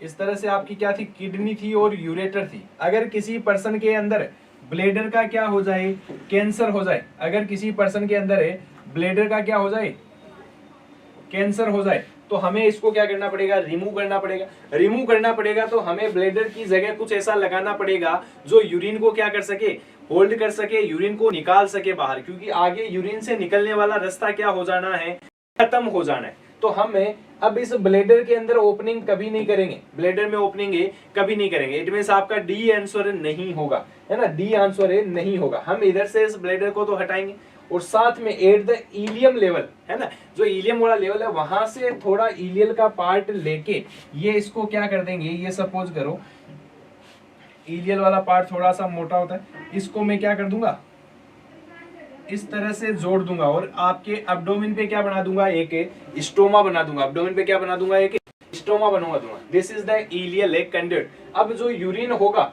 वो सारा का सारा इसके थ्रू कहाँ आएगा, बाहर आएगा। बाहर में क्या लगा देता हूँ, एक पाउच लगा देता हूँ। बाहर में एक क्या लगा देता हूँ, पाउच लगा देता हूँ। यहाँ मैंने एक पाउच लगा दिया। अब इस पाउच के अंदर यूरिन क्या होता रहेगा, फिल होता रहेगा। यानी कि मैंने जो यूरिन था उसको यूरेटर से क्या कर दिया, बाईपास कर दिया। ब्लेडर तक तो आने ही नहीं दिया, ब्लेडर से पहले इसको क्या कर दिया, बाईपास कर दिया। किस लेवल पर किया, इलियल लेवल पे। किस लेवल पे किया, इलियल लेवल पे। This is known as ileal conduit. This is known as ileal conduit. चलो, तो यहाँ पे आपका जो इस चीज को इसको एक्सप्लेन करने के लिए जो बेस्ट ऑप्शन बैठता है ये क्या होगा, न तो हमें यूरिन को रेक्टम के थ्रू बाहर निकालना, न हमें इस प्रोसीजर जो है वो वापस रिवर्सिबल होना, बिकॉज ये कैसा प्रोसीजर है, इररिवर्सिबल है ना, वापस सही नहीं होना। इसके अलावा न ही हमें ब्लेडर के अंदर ओपनिंग करनी। इट मींस आपका यहाँ पे राइट आंसर क्या होगा, सी होगा, कि हम यूरेटर से एक स्टोमा के थ्रू ओपनिंग कहाँ बना देंगे, एब्डोमेन में बना देंगे। यूरेटर के थ्रू एक ओपनिंग कहाँ बना देंगे, एब्डोमेन के बना देंगे। ओके श्रद्धा, आई बात समझ में कि आपका इलियल कंड्यूट क्या होगा, इलियल कंड्यूट क्या होगा। चलो नेक्स्ट क्वेश्चन की तरफ चलते हैं। The nurse is assessing the urine of A client who has an ileal conduit, है ना। जिस इलियल कंड्यूट एक पर्सन का हो रखा था उसका हम क्या देख रहे हैं, यूरिनरी आउटपुट देख रहे हैं। उस पर्सन का हम क्या देख रहे हैं, urinary output. And note that the urine is yellow with moderate amount of mucus, की येलो तो है लेकिन उसमें थोड़ा बहुत क्या प्रेजेंट है, म्यूकस प्रेजेंट है। उसमें थोड़ा बहुत क्या प्रेजेंट है, म्यूकस प्रेजेंट है। Based on the assessment data which of the following nursing intervention would be the most appropriate at this time। इस डाटा को देखते हुए सबसे अप्रोप्रिएट एक्शन है क्या होगी, इस डाटा को देखते हुए सबसे अप्रोप्रिएट एक्शन है क्या होगी। चलो, change the appliance bag, notify the physician, obtain a urine specimen for culture, और increase a high fluid intake, कि पेशेंट का फ्लूइड इंटेक बढ़ा दो, या फिजिशियन को इन्फॉर्म करो, या एप्लियंस का मतलब जो बाहर पाउच बनाया था इस पाउच को क्या कर दो, चेंज कर दो। And fourth option is increase the fluid intake, कि फ्लूइड इंटेक को क्या कर दो, बढ़ा दो। बताओ क्या होगा, इनमें से नर्स कौन सा काम है करेगी, इनमें से नर्स कौन सा काम करेगी, लॉक कर दिया जाए, हाँ, कि कल्चर भेज दे, हाँ, D urine specimen for culture. चलो, कुछ लोगों के आ रहे हैं डी, कुछ के आ रहे हैं सी। तो देखो एक चीज दिमाग में रखना कि ये जो चीज है क्या है, इलियल कंड्यूट। इलियल कंड्यूट में मैंने कहा था कि आपको किसका पार्ट लेना है, इलियम का पार्ट लेना है। किसका पार्ट लेना है, इलियम का पार्ट लेना है। इलियोसिकल जंक्शन से अपन क्या करते हैं, थोड़ा सा इलियम का पार्ट ले लेते हैं, थोड़ा सा इलियम का क्या लेते हैं, पार्ट। और इलियम का नॉर्मल नेचर होता है बेचारा म्यूकस प्रोड्यूस करना, है ना। हमने पार्ट लिया है, उसको मारा नहीं है ना, कि भाई तेरे को आज से तेरा काम नहीं करना, ऐसी बात हमने उसको नहीं बोली है। इट मीन्स अगर इलियम का पार्ट लोगे तो बेचारा म्यूकस तो प्रोड्यूस करेगा कि नहीं करेगा। तो म्यूकस अगर प्रोड्यूस करेगा तो आपका जो बाहर की तरफ जो अप्लियंस बना है इसके अंदर भी क्या देखने को मिलेगा, म्यूकस देखने को मिलेगा। This is the normal finding, हमें यहाँ पर कुछ भी करने की जरूरत है नहीं है। It is the normal finding, और करना ही है तो मैं केवल क्या कर सकता हूँ कि पेशेंट के फ्लूइड इंटेक को क्या कर दूं, इंक्रीज कर दूं। इस पर्सन के फ्लूइड इंटेक को क्या कर दिया जाए, इंक्रीज कर दिया जाए। अगर यहाँ पर आप ऑप्शन देखोगे, अगर यहाँ पर आप ऑप्शन देखोगे तो आपको एक मिला क्या, चेंज द अप्लियंस बैग। मैंने कहा कि कंडीशन नॉर्मल है तो अप्लियंस को चेंज करने की कोई जरूरत नहीं है, फिजिशियन को नोटिफाई करने की भी जरूरत नहीं है। यूरिन स्पेसिमेन तो वैसे भी क्या करवाएंगे, क्योंकि इन्फेक्शन नहीं है। म्यूकस उसका क्या था, नॉर्मल काम था, बेचारे की आदत थी प्रोडक्शन करना, और आदत थी तो हम कहेंगे कि केवल क्या कर दो, फ्लूइड इनटेक को बढ़ा दो, केवल क्या कर दो, फ्लूइड इनटेक को इंक्रीज कर दो। चलिए, क्लियर हुआ कि इलियल कंड्यूट क्या होता है। इलियल कंड्यूट के कई बार एग्जाम में क्वेश्चन पूछे गए हैं, इलियल कंड्यूट होता क्या है ना। तो हम इलियम सिको जंक्शन से पार्ट लेते हैं, पार्ट लेके उस पार्ट का काम था म्यूकस प्रोडक्शन करना, तो म्यूकस बेचारा ऐसे ही निकालता रहेगा, तो यूरिन के अंदर भी क्या आएगा, म्यूकस से आएगा, यूरिन के अंदर भी क्या आएगा, म्यूकस से आएगा। चलो, When teaching the client care of an ileal conduit, एक पेशेंट को इलियल कंड्यूट की केयर के बारे में बता रहे हैं। The nurse instruct the client to empty the appliance frequently. Nurse उसको क्या कह रही है, नर्स उसको क्या कह रही है कि आपको इलियल कंड्यूट को बार बार खाली करते रहना है। हाँ, अभी बात करते हैं दिव्या, रुको। अपन कहेंगे कि नर्स कह रही है उसको क्या, कि आपको इलियल कंड्यूट को बार बार क्या करते रहना है, खाली करते रहना है। Primary to prevent the which of the following problem, कौन सी प्रॉब्लम को प्रिवेंट करने के लिए, कौन सी प्रॉब्लम को प्रिवेंट करने के लिए, हाँ बार बार खाली कौन सी प्रॉब्लम को प्रिवेंट करने के लिए करते हैं।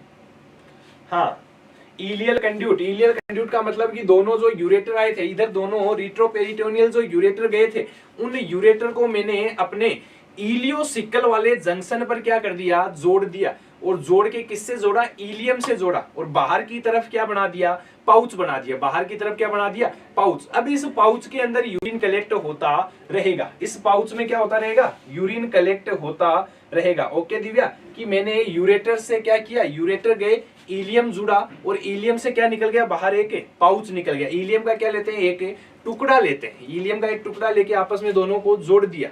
हाँ, उसके बाद मैंने कहा बाहर सपोज करो एक पाउच लटका रखा है, बाहर क्या लटका रखा है, पाउच। इस पाउच के अंदर क्या भर रहा है, यूरिन। अगर इसको जल्दी जल्दी खाली नहीं करोगे, फ्रीक्वेंटली एम्प्टी नहीं करोगे, तो इसका वेट क्या होगा, इस पाउच का वजन बढ़ जाएगा। पाउच अगर ज्यादा भर गया तो यहां से क्या हो जाएगा, सेपरेट हो जाएगा, यहां से निकल के बाहर ही आ जाएगा। तो हमें क्या करना है, separation of the appliances from the skin की बार बार खाली कराने का मेन पर्पज क्या है, कि कहीं ये सेपरेट ना हो जाए, है ना। रप्चर कभी नहीं होता, रप्चर खुद आपका बेग कभी नहीं फटेगा, लेकिन आपकी स्क्रीन से, ये सॉरी आपकी स्किन से क्या हो जाएगा, दूर हो जाएगा, बेग फटेगा नहीं। हाँ, रप्चर नहीं होगा श्रद्धा, लेकिन हम कहते हैं कि अगर बेग ज्यादा भरा तो कहाँ क्या हो सकता है, इस स्किन से हटकर नीचे की तरफ जा सकता है, तो रप्चर यहाँ पे ऑप्शन नहीं होगा। Interpretation of urine production development order ऐसा कुछ नहीं होगा, लेकिन क्या हो जाएगा, आपका स्किन से दूर चला जाएगा, स्किन से क्या चला जाएगा, दूर चला जाएगा, सेपरेशन हो जाएगा, है ना। सेपरेशन होगा तो आपकी ब्लीडिंग की रिस्क रहेगी। तो हम कहते हैं इसीलिए आपका जो इलियल कंड्यूट होता है, इसके बेग को, इसके एप्लियंस को कब एम्प्टी करना चाहिए, जब 1/3 फिल हो जाए।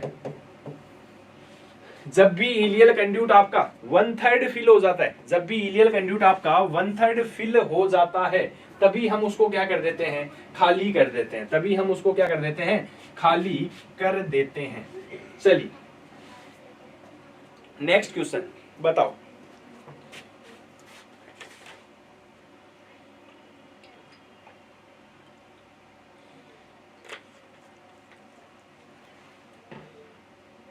एक client who has been diagnosed with calculi, एक पेशेंट है जिसको क्या हुआ है, स्टोन हुआ है, कैलकुलाई हुआ है। एक पेशेंट जिसको क्या हुआ है, स्टोन हुआ है, कैलकुलाई हुआ है। That the pain is intermittent and less colicky, कि पेन जो है वो कैसा है, इंटरमिटेंट है और लेस कोलिकी है, रुक रुक के हो रहा है। Which of the following nursing action is most important at this time, कि हमारी मोस्ट इंपोर्टेंट नर्सिंग एक्शन है क्या होगी, हमारी मोस्ट इंपोर्टेंट नर्सिंग एक्शन है क्या होगी। यस, टीपू सुल्तान, उसी टाइम हम उसको करते हैं, है ना। हाँ, क्योंकि जितनी भी चीजें स्किन के बाहर लगाई जाती है, मैं कहूँ आपके इधर लगा दिया मैंने, अब जो लगाया है वो डायरेक्ट आपकी स्किन से कनेक्टेड है, अगर प्रेशर बढ़ेगा तो वो चीज हटकर क्या हो जाएगी, दूर हो जाएगी। इसलिए हमें प्रेशर बढ़ने ही नहीं देना है, हमें टाइम से ही उसको क्या कर देना है, खाली कर देना है। टाइम से ही क्या कर देना है, उसको खाली कर देना है। चलिए, हमने कहा a client who has been diagnosed with calculi, और वो क्या कर रहा है, इंटरमिटेंट एंड लेस कोली की पेन की कंप्लेन कर रहा है। Which of the following nursing action is most important, आपकी मेन नर्सिंग एक्शन क्या होगी, है ना। Report the haematuria to the physician, की अगर ब्लीडिंग हो रही है ना, तो क्या कर दो, इन्फॉर्म कर दो। Strain the urine carefully, administer meperidine every 3 hour and apply warm compress to the flank area. Warm compress अगर फ्लैंक एरिया पर करते हैं तो अब्डोमिनल मसल्स क्या होती है, डायलेट होगी। अब्डोमिनल मसल डायलेट होने का अपने कोई फायदा नहीं है ना। अपन इसकी जगह फ्लैंक एरिया पर मोइस्ट कंप्रेस करते हैं। याद रखना, अगर किसी पर्सन को रीनल स्टोन है तो हमें मोइस्ट कंप्रेस कर सकते हैं, है ना। मोइस्ट कंप्रेस वहां पे कर सकते हैं, ठीक है। वार्म कंप्रेस करने से कुछ उसका इफेक्टिवनेस हमें देखने को नहीं मिलेगी।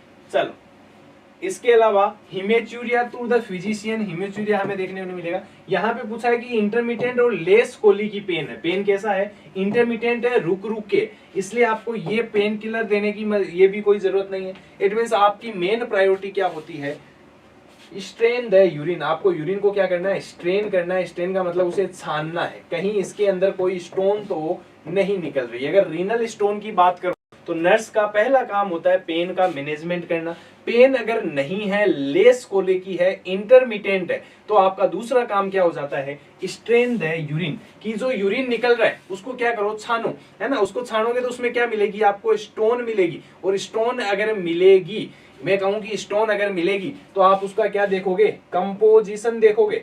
स्टोन को पकड़ के चेक करोगे कि भाई तू बनी किस चीज की है ना। और जिस चीज की बनी है उसी के अकॉर्डिंग आप क्या दोगे, डाइट दोगे। उसी के अकॉर्डिंग आप क्या दोगे, डाइट दोगे। चलिए, तो यहाँ पे आपका राइट आंसर क्या होगा, strain the urine carefully. Strain the urine carefully. चलिए, next question, strain the urine carefully. हाँ, चलो, a client has a urethral catheter. एक पेशेंट जिसको क्या लगा हुआ है, यूरेट्रल कैथेटर लगा हुआ है, जिसको क्या लगा हुआ है, यूरेट्रल कैथेटर लगा हुआ है, ठीक है। और हाँ, यूरेट्रल कैथेटर लगा हुआ है। और a priority nursing action for care to the urethral catheter would be, है ना। रीनल सर्जरी के बाद हमने क्या लगाया है, यूरेट्रल कैथेटर लगाया है। और यूरेट्रल कैथेटर लगे होने पर आपकी प्रायोरिटी नर्सिंग एक्शन क्या होती है ना। ध्यान से देखना, दिस इज द प्रायोरिटी पूछिए। नर्सिंग एक्शन तो ये सारी है आपकी, irrigate the catheter with 30 ml of normal saline every 8 hour, है ना, कि हर 8 घंटे से इसे क्या करो, इरिगेट करो, ठीक है। याद रखना, आपके यूरेट्रल कैथेटर को कभी इरिगेट नहीं किया जाता। इस कैथेटर को कभी भी हम इरिगेट नहीं करेंगे। अभी आगे बात करते हैं क्यों नहीं करेंगे। इसके अलावा ensure the client is draining freely, ये अच्छी बात है कि भाई कैथेटर जो है वो फ्रीली ड्रेन करता रहे। Claim the catheter every 2 hour for 30 minute. आपके यूरेट्रल कैथेटर को कभी भी क्लैंप नहीं किया जाता है। यूरेट्रल कैथेटर को श्रद्धा कभी भी क्लैंप नहीं करते हैं। इसके अलावा ensure that the catheter drain at least 30 ml an over, कि कम से कम 30 ml पर ओवर उसके अंदर से ड्रेन होता रहे। 30 ml पर ओवर उसके अंदर से क्या होता रहे, ड्रेन होता रहे। अब सुनो,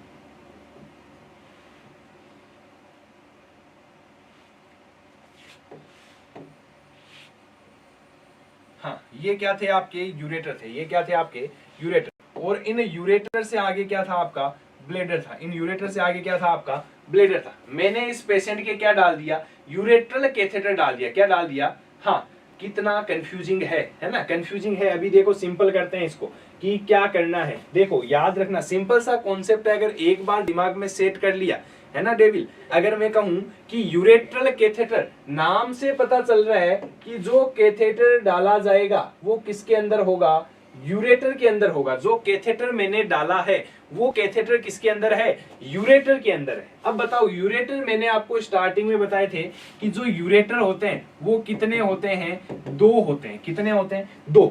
अगर मैं कहूं कि एक पर्सन के एक यूरेटर से 30 ml यूरिन आ रहा है, इट मींस हो सकता है दोनों से कितना आए, 60 आए, दोनों से कितना आएगा 60 ml पर ओवर, और 60 ml पर over is the polyuria, it is the polyuria. तो इट मींस यहां पर जो आपका डी ऑप्शन है वो कभी नहीं हो सकता, कि मैं ये नहीं कह सकता कि एटलीस्ट आपका कितना आना चाहिए 30 ml पर ओवर आना चाहिए, 30 ml पर ओवर नहीं आना चाहिए, कितना आना चाहिए 15 ml ही आना चाहिए। अगर 15 ml तक आ रहा है दिस इज द नॉर्मल है फाइंडिंग, है ना, क्योंकि दो यूरेटर है, दोनों से अगर 30-30 आने लग गया इट मींस पेशेंट को तो बेचारे को क्या हो जाएगा, पोली यूरिया हो जाएगा। चलो इसके अलावा आगे की बात सुनो, अगर मैं कहूं कि इस कैथेटर को मैं क्या कर देता हूं, क्लैंप कर देता हूं, इस कैथेटर को मैं क्या कर देता हूं, क्लैंप कर देता हूं, मैंने चलो इसको यहां से क्या कर दिया, ब्लॉक कर दिया। अगर मैं इसको ब्लॉक करूंगा तो इसके अंदर जो यूरिन है वो यूरिन क्या होगा, फिल होना स्टार्ट हो जाएगा। इसके अंदर मैं कहूं कि किडनी कंटिन्यू क्या बना रही थी, यूरिन बना रही थी, यूरिन कहां आ रहा था, इस कैथेटर के थ्रू बाहर जा रहा था।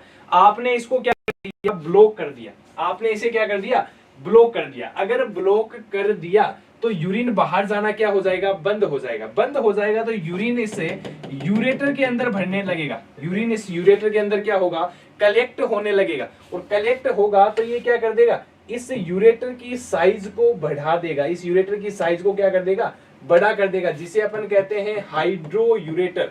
क्या बोलते हैं, हाइड्रो यूरेटर, कि भाई आपके यूरेटर के अंदर क्या भर गया, पानी भर गया, यूरेटर में क्या भर गया, पानी भर गया। इसके अलावा देखो अगर मैं कहूं कि और यूरिन कलेक्ट होने लग गया, आपका यूरिन और ज्यादा कलेक्ट हो रहा है, तो इस किडनी के अंदर भी क्या बढ़ जाएगा,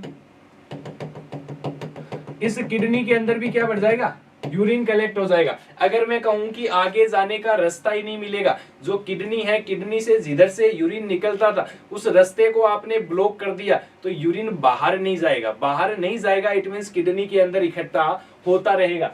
ये कंडीशन कोज करेगी हाइड्रोनेफ्रोसिस, क्या कोज करेगी, हाइड्रोनेफ्रोसिस। तो दो चीज पता चली, पहला तो क्या कि ये जो कैथेटर है इससे 1 से 15 ml यूरिन आना चाहिए। दूसरी बात मुझे पता चली कि इस कंडीशन में कभी भी आपको क्लैंप नहीं करना है, यूरेटर कैथेटर को कभी भी क्लैंप नहीं किया जाता। तीसरी बात सुनो, अगर मैं कहूं कि आपने जो पहला या दूसरा ऑप्शन होगा आपका कि इसको क्या कर दो 30 ml वाटर से इरिगेट कर दो, 30 ml वाटर से क्या कर दो, इरिगेट।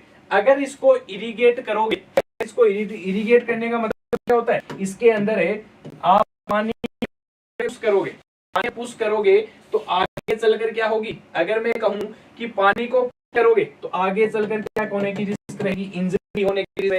इतनी इसकी बेचारे की कैपेसिटी नहीं है जितना आप इसके अंदर पानी डाल रहे हो, इट मींस कभी भी इसको इरिगेट नहीं किया जाता है, कभी भी इसको इरिगेट नहीं किया जाता है, इसको कभी भी इरिगेट नहीं करेंगे, न कभी हम क्या करेंगे, क्लैंप करेंगे। इसके अलावा यूरिन आउटपुट कितना होना चाहिए, 15 ml होना चाहिए। तो मैं कहूंगा कि यहाँ पे आपका राइट आंसर क्या होगा, बताओ राइट आंसर क्या होगा। मैंने कहा कि डी भी नहीं होगा, डी भी नहीं होगा, एवरी 2 आवर पे क्लैंप भी नहीं करना है, इसके अलावा इसको इरिगेट भी नहीं करना है। इट मींस आपका एक ही होना चाहिए कि आपका जो यूरेट्रल कैथेटर है वो फ्रीली क्या करता रहे, ड्रेन करता रहे, यूरेट्रल कैथेटर फ्रीली क्या करता रहे, ड्रेन करता रहे, कि इसके अंदर कोई भी ऑब्स्ट्रक्शन ना हो, इसके अंदर कोई भी ऑब्स्ट्रक्शन ना हो। अगर ऑब्स्ट्रक्शन आया तो हाइड्रोनेफ्रोसिस, आपका हाइड्रो यूरेटर देखने को मिलेगा। चलिए आई बात समझ में कि हमें क्या करना है और क्या नहीं करना। Ureteral catheter, this is the urethral catheter. चलो नेक्स्ट बात करते हैं, which of the following intervention would the most appropriate for the preventing the development of a paralytic ileus in a client who has undergo a renal surgery. Paralytic ileus को prevent करने के लिए एक बंदा जिसकी रीनल सर्जरी हुई है, एक पर्सन जिसकी रीनल सर्जरी हुई है, इसमें पैरालाइटिक इलियस को प्रिवेंट करने के लिए नर्स क्या करेगी, हाँ नर्स क्या करेगी। पैरालाइटिक इलियस का मतलब है कि आपका जो पैरालाइटिक इलियस क्या होता है बताओ, what is the paralytic ileus. हाँ जो आपके पेरिस्टाल्टिक मूवमेंट थे वो क्या हो गए हैं, स्टॉप हो गए। अब पेरिस्टाल्टिक मूवमेंट यहाँ पर देखने को नहीं मिल रहे हैं, पेरिस्टाल्टिक मूवमेंट यहाँ पर देखने को नहीं मिल रहे हैं, और नहीं मिल रहे हैं इट मींस मैं कहूंगा आप क्या करोगे। तो हम कहते हैं कि अगर पेशेंट की सर्जरी हुई है तो सर्जरी के बाद जितना जल्दी हो सके पेशेंट को क्या करवाना चाहिए, एम्बुलेशन करवाना चाहिए। जितना जल्दी हो सके पेशेंट को क्या करवाना चाहिए, एम्बुलेशन करवाना चाहिए। इसके अलावा कार्बोनेटेड बेवरेज देने से पेरिस्टाल्टिक मूवमेंट इंक्रीज नहीं होते हैं। स्टूल सॉफ्टनर भी पेरिस्टाल्टिक मूवमेंट को अफेक्ट नहीं करते हैं। इसके अलावा आईवी फ्लूइड देने से भी पेरिस्टाल्टिक मूवमेंट के ऊपर कोई इफेक्ट नहीं आता है। सिंपल सा फंडा कि अगर आपको पेरिस्टाल्टिक मूवमेंट को बढ़ाना है, पेरिस्टाल्टिक मूवमेंट को इंक्रीज करना है, तो आपको क्या करना पड़ेगा, आपको इस पर्सन के अंदर है क्या करना पड़ेगा, अर्ली एम्बुलेशन करवाना पड़ेगा। इस पर्सन को अर्ली एम्बुलेट आपको करवाना पड़ेगा। चलिए नेक्स्ट बात करते हैं। ए client has just received A renal transplant. अभी अभी एक पेशेंट का क्या हुआ है, रीनल ट्रांसप्लांट हुआ है। हैज स्टार्टेड साइक्लोस्पोरिन, और पेशेंट को हमने क्या स्टार्ट कर दी है, साइक्लोस्पोरिन थेरेपी स्टार्ट कर दी है। रीनल ट्रांसप्लांट के बाद साइक्लोस्पोरिन थेरेपी स्टार्ट कर दी है to prevent the graft rejection, ताकि ग्राफ्ट का क्या ना हो जाए, रिजेक्शन ना हो जाए। क्या ना हो जाए, रिजेक्शन। इट मीन साइक्लोस्पोरिन कैसी ड्रग है, एंटी साइक्लोस्पोरिन कैसी ड्रग है, इम्यूनो सप्रेसिव ड्रग है ना। हम कहते हैं कि और ट्रांसप्लांट के बाद इम्यून सिस्टम को क्या रखा जाता है, सप्रेस रखा जाता है। इट मीन साइक्लोस्पोरिन का काम क्या होता है, इम्यून सिस्टम को सप्रेस करना। Which of the following condition is a major complication of this drug. इस ड्रग्स के कारण आपका मेन कॉम्प्लिकेशन क्या हो सकता है, इस ड्रग के कारण मेन कॉम्प्लिकेशन क्या हो सकता है। क्वेश्चन मैंने आपको बता दिया कि ड्रग कैसी है, इम्यूनो सप्रेसिव है।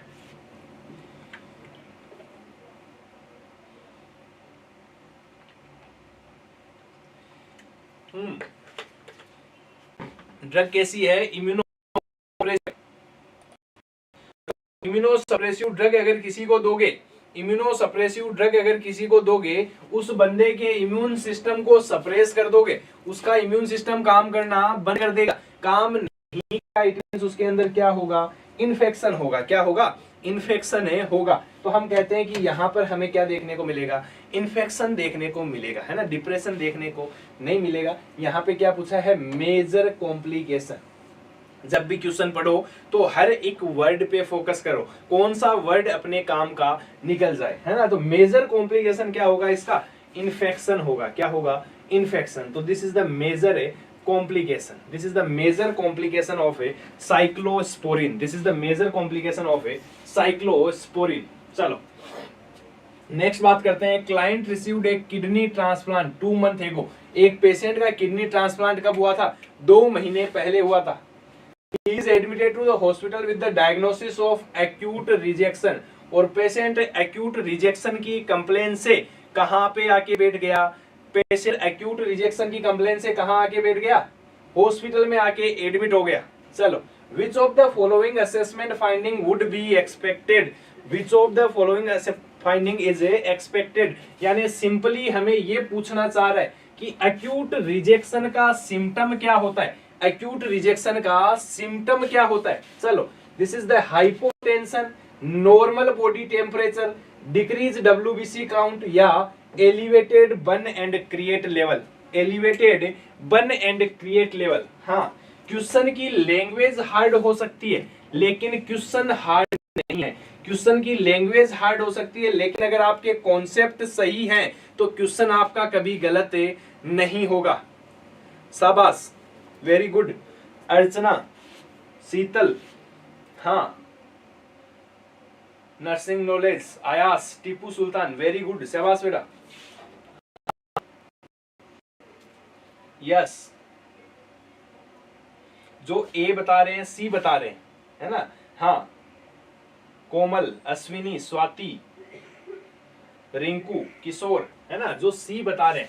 तो देखो पहली बात सुनो, जो ए बता रहे हैं हाइपोटेंशन, ये बताओ अगर किसी की किडनी रिजेक्ट हो जाए की किडनी काम करना बंद कर दे, एक्यूट रिजेक्शन, बॉडी उसको मान नहीं रही, इट मींस इसकी ये किडनी भी काम नहीं कर रही है। और अगर बेटा किडनी काम नहीं करेगी तो इसका मतलब बॉडी के अंदर वेस्ट बढ़ेगा, बॉडी के अंदर फ्लूइड भी बढ़ेगा, और बॉडी में फ्लूइड और वेस्ट बढ़ेगा तो पेशेंट के अंदर क्या होगा, हाइपरटेंशन होगा, कभी भी हाइपोटेंशन नहीं होगा। क्या होगा, हाइपरटेंशन। इट मींस ए आपका आंसर नहीं है। इसके अलावा मैंने अभी आपको लिखाया था कि रिजेक्शन के सिम्टम क्या, फीवर, टेंडर फीवर अगर होगा इट मींस आपका बॉडी का टेम्परेचर क्या होगा, इंक्रीज होगा, बॉडी का टेम्परेचर इंक्रीज होगा, इट मींस आपका नॉर्मल बॉडी टेम्परेचर आपको देखने को नहीं मिलेगा। अगर रिजेक्शन हुआ है तो इट मींस आपका टेम्परेचर क्या मिलेगा, आपको कम मिलेगा। इसके अलावा सुनो, decrease WBC count, WBC count क्या होगा, इंक्रीज होगा। अगर इन्फेक्शन हुआ है, मैं कहूं कि अगर रिजेक्शन हुआ है तो बॉडी भी कोशिश करेगी, आपको डब्ल्यूबीसी काउंट क्या मिलेगा, इंक्रीज, डिक्रीज कभी नहीं मिलेगा। इसका मतलब है आपकी बॉडी में वेस्ट क्या हो गए, इंक्रीज हो गया। अरे किडनी काम नहीं करेगी, किडनी को कोई काम करने नहीं दे रहा, बॉडी ने मना कर दिया भाई तेरे को मेरी बॉडी के अंदर काम नहीं करना और मेरी बॉडी में काम नहीं करना, इट मींस आपका वेस्ट क्या हो जाएगा, इंक्रीज हो जाएगा। हाँ शाबाश, वेस्ट क्या हो जाएगा, इंक्रीज हो जाएगा। तो मुझे elevated burn and create level देखने को मिलेंगे, मुझे elevated burn and create level देखने को मिलेंगे। चलिए नेक्स्ट बात करते हैं। The client is to undergo kidney transplantation with a living donor. Patient एक लिविंग डोनर के साथ क्या जा रहा है, किडनी ट्रांसप्लांट करवा रहा है ना। पर्सन का जो डोनर है वो क्या है, लिविंग है। Which of the following pre operative assessment is important, इनमें से कौन सा प्री ऑपरेटिव असेसमेंट इंपॉर्टेंट है, कौन सी ऐसी चीज है जो ऑपरेशन से पहले हम देखेंगे, ऐसी कौन सी चीज है जो ऑपरेशन से पहले हमें देखेंगे।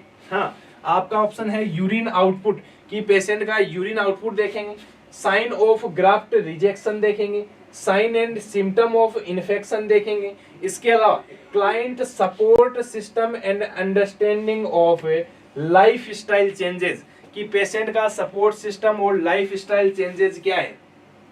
Yes very good Asha, Mamta. हाँ अगर मैं कहूं किडनी ट्रांसप्लांट कर दिया, अगर मैं कहूं किडनी ट्रांसप्लांट कर दिया तो ट्रांसप्लांट करने के बाद हम क्या देखते हैं, ग्राफ्ट ऑफ रिजेक्शन का देखते हैं, इसके अलावा इन्फेक्शन नोट करते हैं। लेकिन अभी तक अगर नहीं किया है तो ग्राफ्ट रिजेक्शन कहाँ होगा, है ना। मेरे को अगर मेरी किडनी किसी दूसरे बंदे को देनी है तो ये मेरे अंदर तो पड़ी पड़ी रिजेक्ट होगी नहीं, इट मींस ग्राफ्ट रिजेक्शन देखने की जरूरत नहीं है। मैं सबसे इंपॉर्टेंट चीज किसको करूंगा, इन्फेक्शन भी पहले होने के चांसेस क्या रहेंगे, कम। इन्फेक्शन कब होगा, जब इसके अंदर क्या चलेगी, इम्यूनोसप्रेसिव थेरेपी चलेगी, और इम्यूनोसप्रेसिव थेरेपी चलेगी तब क्या होगा, इन्फेक्शन। और वो कब चलेगी, सर्जरी के बाद। इट मींस मैं क्या देखूंगा, पेशेंट का सपोर्ट सिस्टम देखूंगा और अंडरस्टैंडिंग देखूंगा कि लाइफ स्टाइल चेंज के प्रति पेशेंट अंडरस्टेबल है या नहीं, है ना। पेशेंट को प्रॉपर नॉलेज है या नहीं कि आफ्टर किडनी ट्रांसप्लांट मुझे मेरी लाइफ में क्या क्या चेंजेस देखने को मिलेंगे। चलो नेक्स्ट बात करते हैं। एक client head A TURP for BPH, एक पेशेंट का क्या हुआ था, TURP हुआ था। और TURP मेनली हम किस में करते हैं, BPH में करते हैं। किस में करते हैं, बिनाइन प्रोस्टेटिक हाइपरट्रोफी में करते हैं, बिनाइन प्रोस्टेटिक हाइपरट्रोफी में करते हैं। He is currently being treated with the continuous bladder irrigation and is complaining of an increase severity of bladder spasm. हाँ 3 साइन आफ्टर सर्जरी देखते हैं, है ना, 3S। चलो complaining of an increase in severity of bladder spasm, कि patient का क्या चल रहा है, ब्लैडर इरिगेशन चल रहा है और पेशेंट अपने को कंप्लेन कर रहा है कि भाई मेरे ब्लैडर के अंदर क्या आ रहे हैं, स्पाज्म आ रहे हैं, मेरे ब्लैडर में क्या आ रहे हैं, स्पाज्म आ रहे हैं। Which of the intervention should be done first, सबसे पहले नर्स से क्या करेगी, अगर ब्लैडर इरिगेशन चल रहा है और पेशेंट के ब्लैडर में क्या आने लग जाए, स्पाज्म आने लग जाए, तो नर्स सबसे पहले क्या करेगी, नर्स सबसे पहले क्या करेगी। हाँ बताओ, एडमिनिस्टर एन ओरल एनाल्जेसिक, की ओरल एनाल्जेसिक दे दो, लेकिन पेशेंट को क्या आ रहे हैं, स्पाज्म आ रहे हैं, तो ओरल एनाल्जेसिक का कोई रोल नहीं रहेगा। Stop the irrigation and call the physician, ये काम हम कर सकते हैं। Administer a belladonna and opium suppository as ordered by the physician. Next, check for the presence of clot and make sure the catheter is draining properly, है ना। अगर मैं कहूं किसी पर्सन में, हाँ, कुछ एक के आंसर आ रहे हैं बी, कुछ के आंसर आ रहे हैं डी, है ना। तो अगर मैं कहूं किसी पर्सन के अंदर क्या हो रहा है, आपका ब्लेडर इरिगेशन चल रहा है। ब्लेडर इरिगेशन कब चल रहा है? टीयूआरपी के बाद। टीयूआरपी के बाद अगर चल रहा है तो हमने पढ़ा था कि टीयूआरपी क्या होती है? ब्लीडिंग होती है। टीयूआरपी में क्या होती है? ब्लीडिंग होती है। इस बंदे को क्या होगी? ब्लीडिंग होगी, है ना। इस बंदे को क्या होगी? ब्लीडिंग। और ब्लीडिंग अगर होगी, ब्लीडिंग अगर होगी तो वहां पर क्या रहेंगे? क्लोट भी रहेंगे। क्या रहेंगे? क्लोट। कई बार क्या होता है कि जो ब्लेडर इरिगेशन कर रहे हैं, जो आपका 3 वे कैथेटर है, उसके अंदर क्या आ जाता है? ब्लॉकेज आ जाता है। उसमें क्या आ जाता है? ब्लॉकेज। ये क्लोट उसको क्या कर देते हैं? ब्लॉक कर देते हैं। और अगर उसको ब्लॉक कर दिया तो आपके ब्लेडर से यूरिन बाहर नहीं आएगा। केवल ब्लेडर ब्लेडर ब्लेडर भरा पड़ा है, पूरा का पूरा ब्लेडर क्या है? भरा पड़ा है। तो इसके कारण इसमें क्या देखने को मिलेंगे? आपको स्पाज्म देखने को मिलेंगे। तो पहला काम आपको क्या करना है? आपको चेक करना है कि कहीं आपके क्लोट तो प्रेजेंट है नहीं है। Check the presence of clot, make sure the catheter is drainage properly. पहला काम ये करना है कि आपको देखना है कि आपका जो कैथेटर है इसमें कोई क्लोट तो नहीं है। दूसरा, कैथेटर फ्रीली ड्रेनेज कर रहा है या नहीं कर रहा। पता चला कि अपन केवल फ्लूइड अंदर डाल रहे हैं, फ्लूइड बाहर नहीं आ रहा, तो हम पहला काम करेंगे कि फ्लूइड बाहर आ रहा है या नहीं आ रहा, इसको चेक करना। अगर फ्लूइड बाहर आ रहा है, अगर फ्लूइड बाहर आ रहा है और फिर भी अगर स्पाज्म आ रहा है, तो सेकंड प्रायोरिटी क्या हो जाएगी? इसको रोक दो और हेल्थ प्रोवाइडर को क्या करो? इन्फॉर्म कर दो। इसको क्या करो? रोक के हेल्थ प्रोवाइडर को क्या कर सकते हैं? इन्फॉर्म कर सकते हैं। प्रायोरिटी। तो फर्स्ट आपका क्या रहेगा? आपका क्लोट को देखना is the first priority. Clot को देखना इज द फर्स्ट प्रायोरिटी। चलिए, a client is admitted with A diagnosis of hydronephrosis. ये लो आपका हाइड्रोनेफ्रोसिस। हाइड्रोनेफ्रोसिस अभी मैंने बताया था कि किडनी के अंदर क्या भर जाना? यूरिन भर जाना। और किसके कारण बढ़ता है? ब्लॉकेज के कारण। अगर मैं कैथेटर को क्लैंप कर दूं तो आगे यूरिन ड्रेन नहीं होगा, ड्रेन नहीं होगा तो आगे किडनी के अंदर यूरिन कलेक्ट हो जाएगा। यूरिन किडनी के अंदर क्या कलेक्ट हो जाएगा? यूरिन कलेक्ट हो जाएगा। इसके अलावा मैं कहूं सेकेंड कैलकुलाई, अगर कैलकुलाई हो जाएगी, है ना। अगर मैं कहूं आपकी किडनी के अंदर क्या होगी? कैलकुलाई होगी। मैं कहूं ये जो ब्लेडर था, इस ब्लेडर के अंदर है या मैं आपका जो ये जंक्शन थे, इन जंक्शन पे आके क्या रुक गई? स्टोन रुक गई। कौन रुक गई? स्टोन। तो ये स्टोन क्या करेगी? ये स्टोन आपके यूरिन को ड्रेन नहीं होने देगी। ड्रेन नहीं होने देगी तो यहाँ पे क्या भर जाएगा? पूरी किडनी के अंदर यूरिन भर जाएगा। और ऐसी कंडीशन को बोलते हैं हाइड्रोनेफ्रोसिस। इस पर्सन को क्या है? हाइड्रोनेफ्रोसिस है। The calculi have been removed and post obstructive diuresis is occurring. Calculi को निकाल दिया और निकालने के बाद बंदे में क्या हो रहा है? डायूरेसिस हो रहा है। निकालने के बाद बंदे में क्या हो रहा है? Diuresis. Which of the following intervention should be done?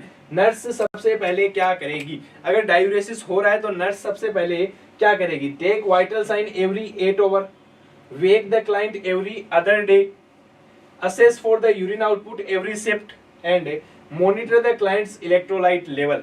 कि उसके इलेक्ट्रोलाइट लेवल को चेक करेगी, उसके वेट को करेगी, उसके वाइटल्स को करेगी, या यूरिन आउटपुट को देखेगी हर शिफ्ट। बताओ नर्स ऐसी कंडीशन में क्या करेगी?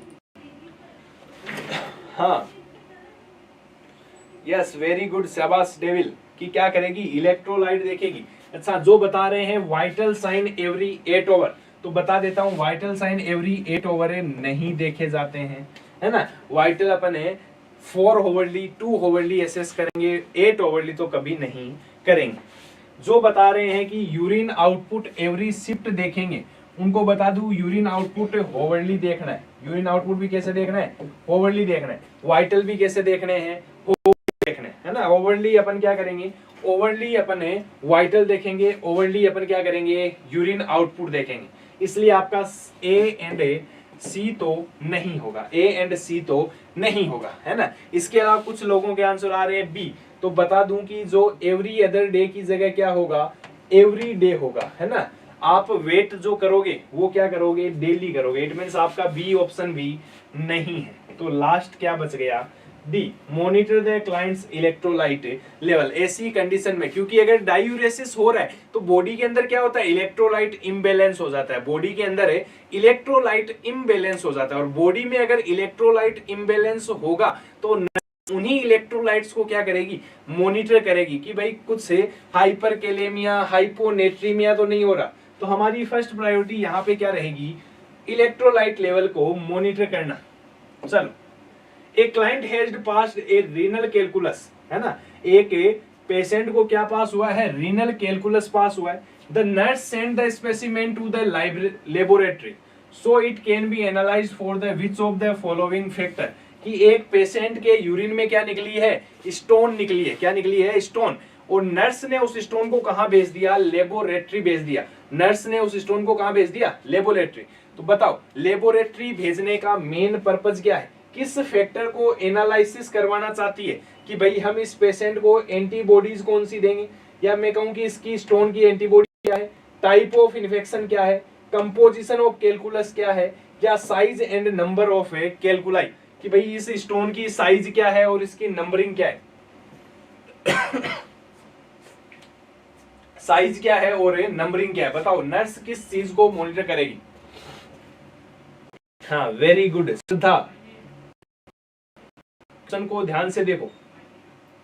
यस, हाँ, जो वेट मॉनिटरिंग होती है, वेट मॉनिटरिंग जो अपन ने पिछले क्वेश्चन में डिस्कस किया वो लिख लेना, एवरी डे और ए सेम मशीन, मशीन क्या होनी चाहिए, सेम, टाइम भी क्या होना चाहिए, सेम, क्लॉथ भी क्या होने चाहिए, सेम। अगर मैंने आज इन कपड़ों में अभी 5 बजे वेट मॉनिटरिंग किया है, वेट मॉनिटरिंग किया है, तो कल भी 5 बजे इन्हीं कपड़ों में मेरा क्या होना चाहिए, वेट मॉनिटर होना चाहिए। तो इफेक्टिव पता चलेगा कि रियल में लॉस हुआ है या गेन हुआ है। हाँ चलो, स्टोन को जो अपन एनालाइज करते हैं वो किसके लिए करते हैं, कंपोजिशन ऑफ कैलकुलस, किसके लिए करते हैं, कंपोजिशन ऑफ कैलकुलस के लिए करते हैं। आपकी मेन प्रायोरिटी क्या होगी कि कैलकुलस का क्या देखना, कंपोजिशन देखना, कैलकुलस का क्या देखना, कंपोजिशन है देखना। चलो नेक्स्ट बात करें, Which of the following symptom indicate acute rejection of a transplanted kidney? एक पर्सन के अंदर ट्रांसप्लांटेड किडनी का, हाँ एक पेशेंट के अंदर है ट्रांसप्लांटेड किडनी का क्या हो गया है, एक्यूट रिजेक्शन हो गया है। क्या हो गया है, एक्यूट रिजेक्शन। अब नर्स इसके अंदर क्या देखेगी, हाँ अपन मेनली कंपोजिशन क्यों पता करते हैं कि भाई पेशेंट को डाइट कैसी देनी है। आपकी जो स्टोन थी अपन ने पढ़ी थी, स्टोन 2 तरह की हो सकती है, या तो एसिड एस हो सकती है या एल्केलाइन एस हो सकती है। क्या हो सकती है, सॉरी एसिडिक कंटेंट हो सकती है या एल्केलाइन। तो इसी के अकॉर्डिंग हम पेशेंट को क्या देंगे, डाइट देंगे। पेशेंट को क्या देंगे, डाइट, कि एसिड एस देना है या एल्केलाइन एस देना है। तो डाइट के लिए हम क्या करेंगे, पेशेंट को डाइट के लिए हम क्या करते हैं, कंपोजिशन चेक करते हैं। चलो, एक पेशेंट का क्या हुआ है, एक्यूट रिजेक्शन हुआ है, कौन सा सिम्टम आएगा। हाँ ममता अपन क्या करते हैं, कंपोजिशन देखते हैं, है ना। मैं कहूं कि मुझे स्टोन मिल गई और मैं स्टोन को देखूंगा, भाई तेरी स्टोन एसिडिक है या एल्केलाइन है। अगर मैं कहूं एसिडिक स्टोन है तो मैं डाइट एल्केलाइन एस वाली दूंगा। एल्केलाइन एस का मतलब कि ये एसिड पड़ा है, इसके ऊपर एल्केलाइन एस डाइट जाएगी तो दोनों मिलके क्या कर देंगे, उसको डाइल्यूट कर देंगे, स्टोन की साइज को क्या कर देंगे, कम कर देंगे। इसलिए हम देखते हैं कंपोजिशन, और कंपोजिशन देखने के बाद हम क्या करते हैं, उसी के अकॉर्डिंग डाइट देते हैं। उसी के अकॉर्डिंग क्या देते हैं, डाइट देते हैं। ओके ममता, हाँ श्रद्धा, सो कंफ्यूजिंग कि सर क्या होगा, है ना। तो देखो सिम्टम किसके पूछे हैं, एक्यूट रिजेक्शन के, एक्यूट रिजेक्शन के। बताओ एक्यूट रिजेक्शन के क्या सिम्टम होंगे, एक्यूट रिजेक्शन के क्या सिम्टम होंगे।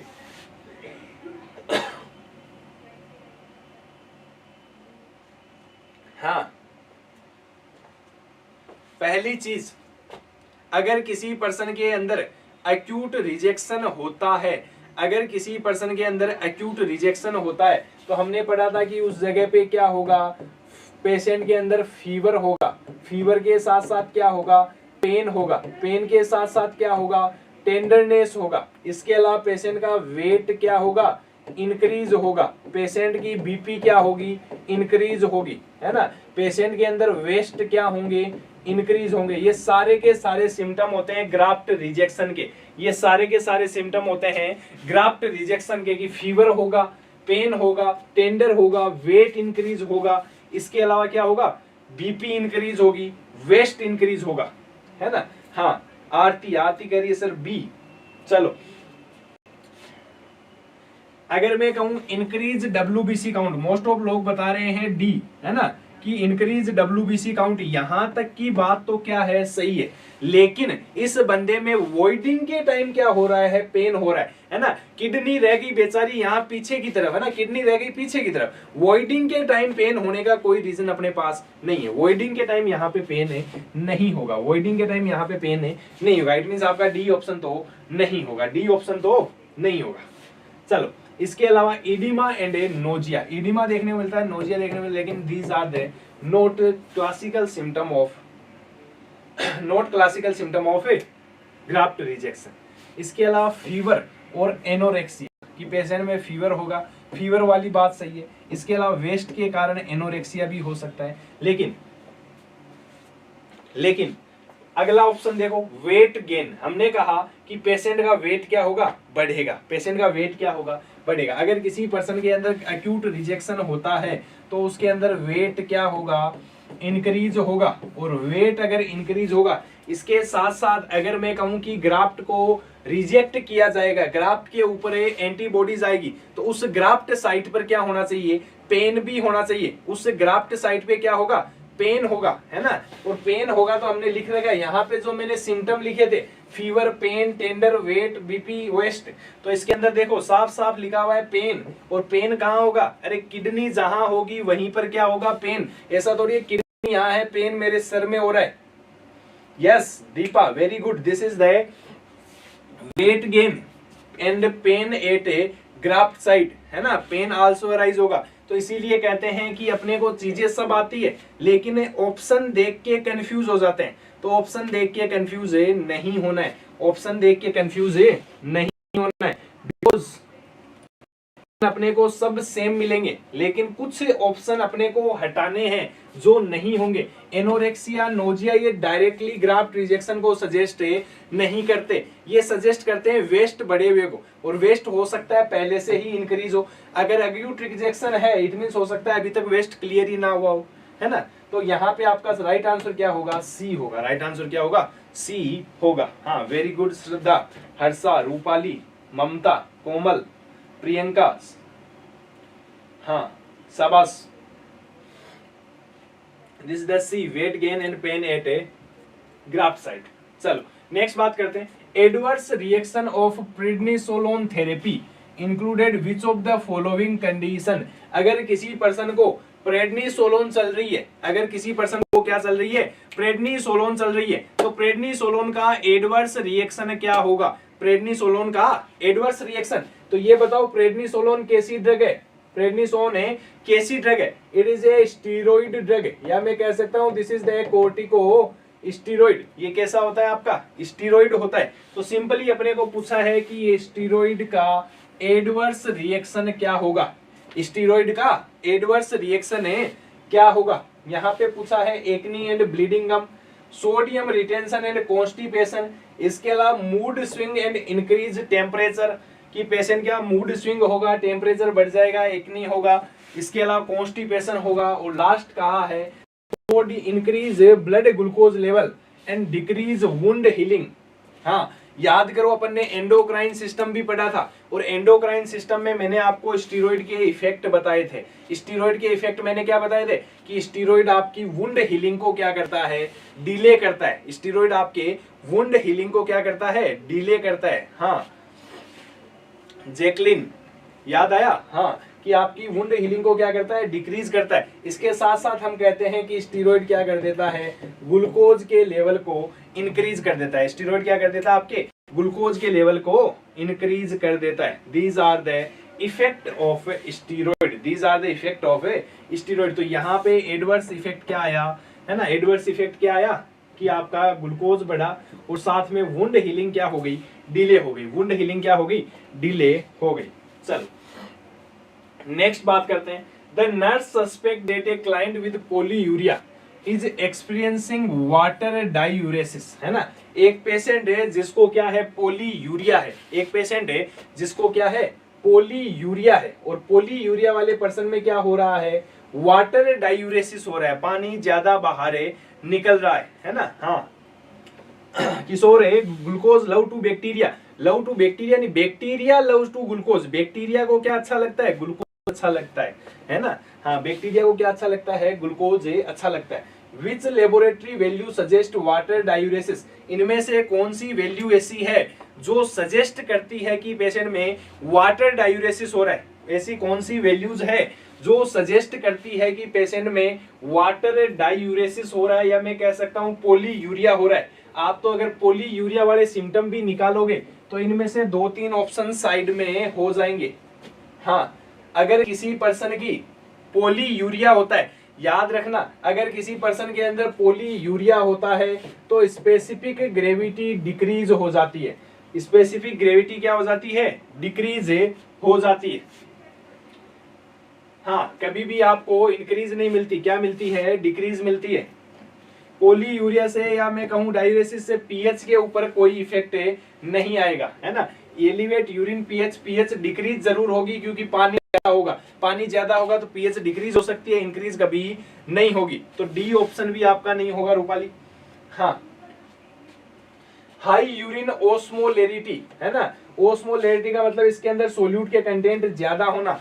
तो याद रखना, आपका जब भी डायूरेसिस होगा ये क्या मिलेगी, आपको कम मिलेगी।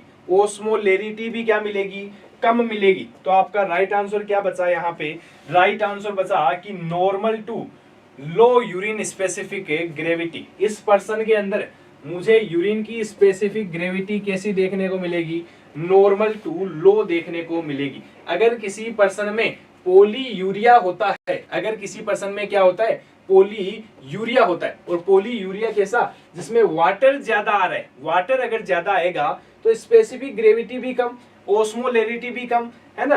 तो हमने कहा कि यहाँ पे आपका राइट आंसर क्या होगा कि स्पेसिफिक ग्रेविटी का क्या हो जाना, कम में हो जाना।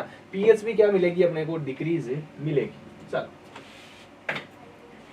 नेक्स्ट बात करते हैं, एक client is diagnosed with A prostate cancer. एक पेशेंट है जिसको क्या डायग्नोस हुआ है, प्रोस्टेट कैंसर डायग्नोस हुआ है। एक पेशेंट है जिसको क्या डायग्नोस हुआ है, प्रोस्टेट कैंसर डायग्नोस हुआ है। Which test is used to monitor the progression of this disease, है ना। प्रोस्टेट कैंसर को डायग्नोस करने के लिए कौन सा टेस्ट करते हैं, प्रोस्टेट कैंसर को डायग्नोस करने के लिए कौन सा टेस्ट करते हैं। हाँ शाबाश, बताओ, प्रोस्टेट कैंसर को डायग्नोस करने के लिए कौन सा टेस्ट करोगे।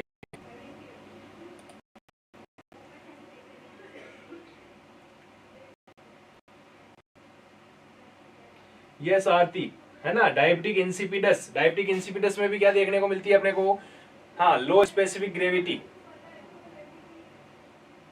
चलो शाबाश, टीपू, शीतल, आयास, अर्चना, आरती, very good.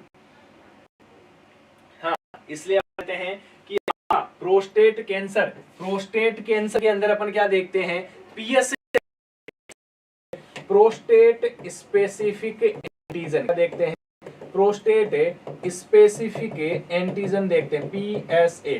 This is the prostate specific antigen, है ना। और प्रोस्टेट स्पेसिफिक एंटीजन का लेवल जितना ज्यादा बढ़ा हुआ है, इट मींस डिजीज उतनी क्या है, एडवांस है। डिजीज उतनी क्या है, एडवांस। तो हम किसका लेवल चेक करते हैं, पीएसए का देखते हैं। Serum potassium, serum creatinine, complete blood count, ये अपने से रिलेटेड है नहीं, ये अपने से रिलेटेड है नहीं। नेक्स्ट बात करते हैं, the primary reason for taping an Indian catheter laterally to the thigh of a male client is to. हाँ, बड़ा ही अच्छा क्वेश्चन, नया क्वेश्चन, है ना। एक पेशेंट की, जो मेल पेशेंट है, इस मेल पेशेंट में आपने कौन सा कैथेटर डाला है, इंडवेलिंग कैथेटर डाला है, फोलिस कैथेटर डाला है। हाँ यस आरती, अपन ने कौन सा कैथेटर डाला है, फोलिस कैथेटर डाला है। इस पेशेंट में मैंने कौन सा कैथेटर डाला, फोलिस कैथेटर, इंडवेलिंग कैथेटर। थाई पर इसको चिपकाने का क्या रीजन हो सकता है, इसको थाई पर फिक्स करने का क्या रीजन हो सकता है, eliminate pressure at the penoscrotal angle की जो पेनोस्कोटल एंगल है उसका प्रेशर कम करने के लिए। Second is prevent the catheter from kinking in the urethra, urethra के अंदर किंग को प्रिवेंट करने के लिए। Third is the prevent accidental catheter removal, कि कहीं एक्सीडेंटली कैथेटर बाहर ना आ जाए उसके लिए। And fourth is allow the client to turn without kinking the catheter, कि बिना कैथेटर को किंक किए बंदा मुड़ सके, क्या कर सके, टर्न हो सके। इसके लिए बताइए हम कैथेटर को लेटरली थाई पर क्यों फिक्स करते हैं, कैथेटर को लेटरली थाई पर क्यों फिक्स करते हैं, क्या रीजन है? हाँ, शीतल कह रही है सी। हाँ, मोस्ट ऑफ का रिप्लाई आ रहा है सी कि सर हम क्या करते हैं एक्सीडेंटल कैथेटर रिमूव करने के लिए, है ना। एक्सीडेंटली हम कहते हैं कि अंदर हम बेलून इन्फ्लेट करते हैं, इनड्वेलिंग फोलिस इसके अंदर क्या लगा रहता है, बेलून लगा रहता है ना।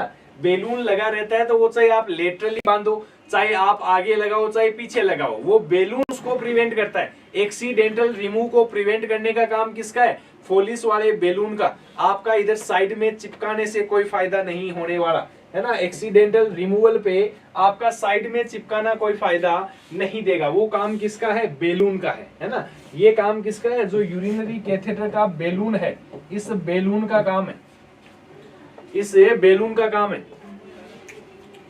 चलो, किंकिंग, है ना। अगर हम और किसी भी साइड चिपकाएंगे तो भी किंकिंग से प्रिवेंट हो जाएगा, उस कैथेटर की ट्यूब में किंकिंग देखने को नहीं मिलती। इट मींस आपका बी भी नहीं है, आपका सी भी नहीं, है ना। इसके अलावा हाँ, अब आने लग गए रिप्लाई डी कि सर डी करेंगे।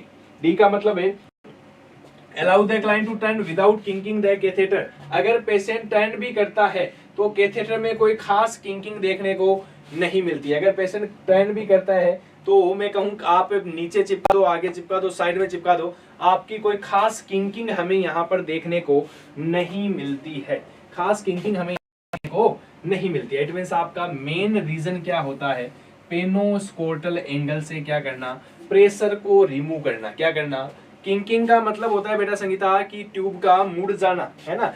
मैं कहूं कि ये आपका कैथेटर की ट्यूबिंग है, ये क्या है आपके कैथेटर की ट्यूबिंग, और इसको अगर मैंने इस तरह से मोड़ दिया तो दिस इज द किंकिंग। मैं कहूं कि इसको इस तरह से मोड़ दिया तो ये क्या है आपकी किंकिंग है, ये क्या है आपकी किंकिंग।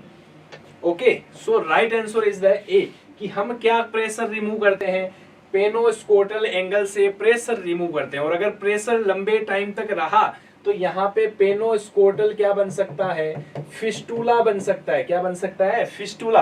अगर कैथेटर को आगे की तरफ लटका के छोड़ दिया, आगे की तरफ फिक्स कर दिया तो क्या बन सकता है, फिस्टूला। इसलिए हम कहते हैं कि अपना मेन काम क्या होता है, प्रेशर को रिमूव करना। जो पेनोस्कोटल एंगल है, पेनिस और स्कोटम का जो एंगल है, उस एंगल से क्या रिलीव करना, प्रेशर को रिलीव करना। और रिलीव करने के लिए हमेशा पेनिस को कहां लगाया जाता है, लेटरली फिक्स किया जाता है। आपके कैथेटर को हमेशा कहां फिक्स किया जाता है, लेटरली फिक्स किया जाता है।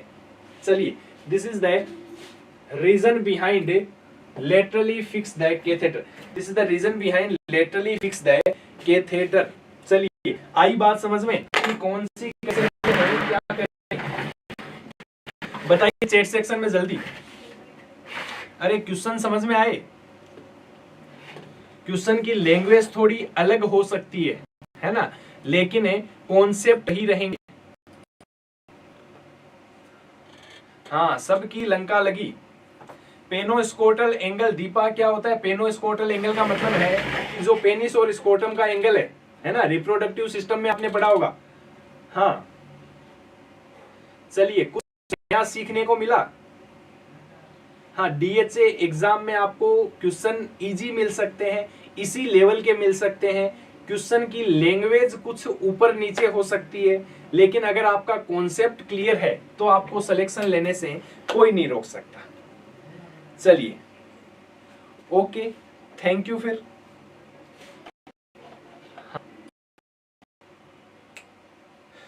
ओके, प्रियंका, अश्विनी, हाँ, कोमल, शाबाश। चलिए, कुछ क्वेश्चंस आपके इसी सिस्टम से, कुछ कुछ क्वेश्चन अपन ने लगभग 30 क्वेश्चन के अराउंड। अब कल अपन क्वेश्चन करेंगे किसके, CKD के, AKI के, इसके अलावा किडनी ट्रांसप्लांट के, इसके अलावा आपके डायलिसिस, पेरिटोनियल डायलिसिस, है ना। ये सारे क्वेश्चन अपन कल के सेशन में कवर करेंगे। कल जो 2 घंटे का अपना सेशन होगा उसके अंदर अपन ये सारी चीजें कवर करने वाले हैं। Okay, thank you everyone.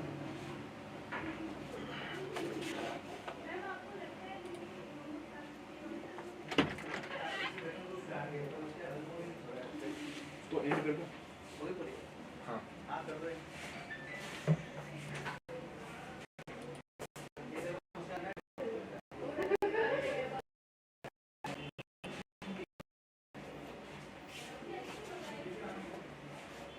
Okay, thank you Ayesha.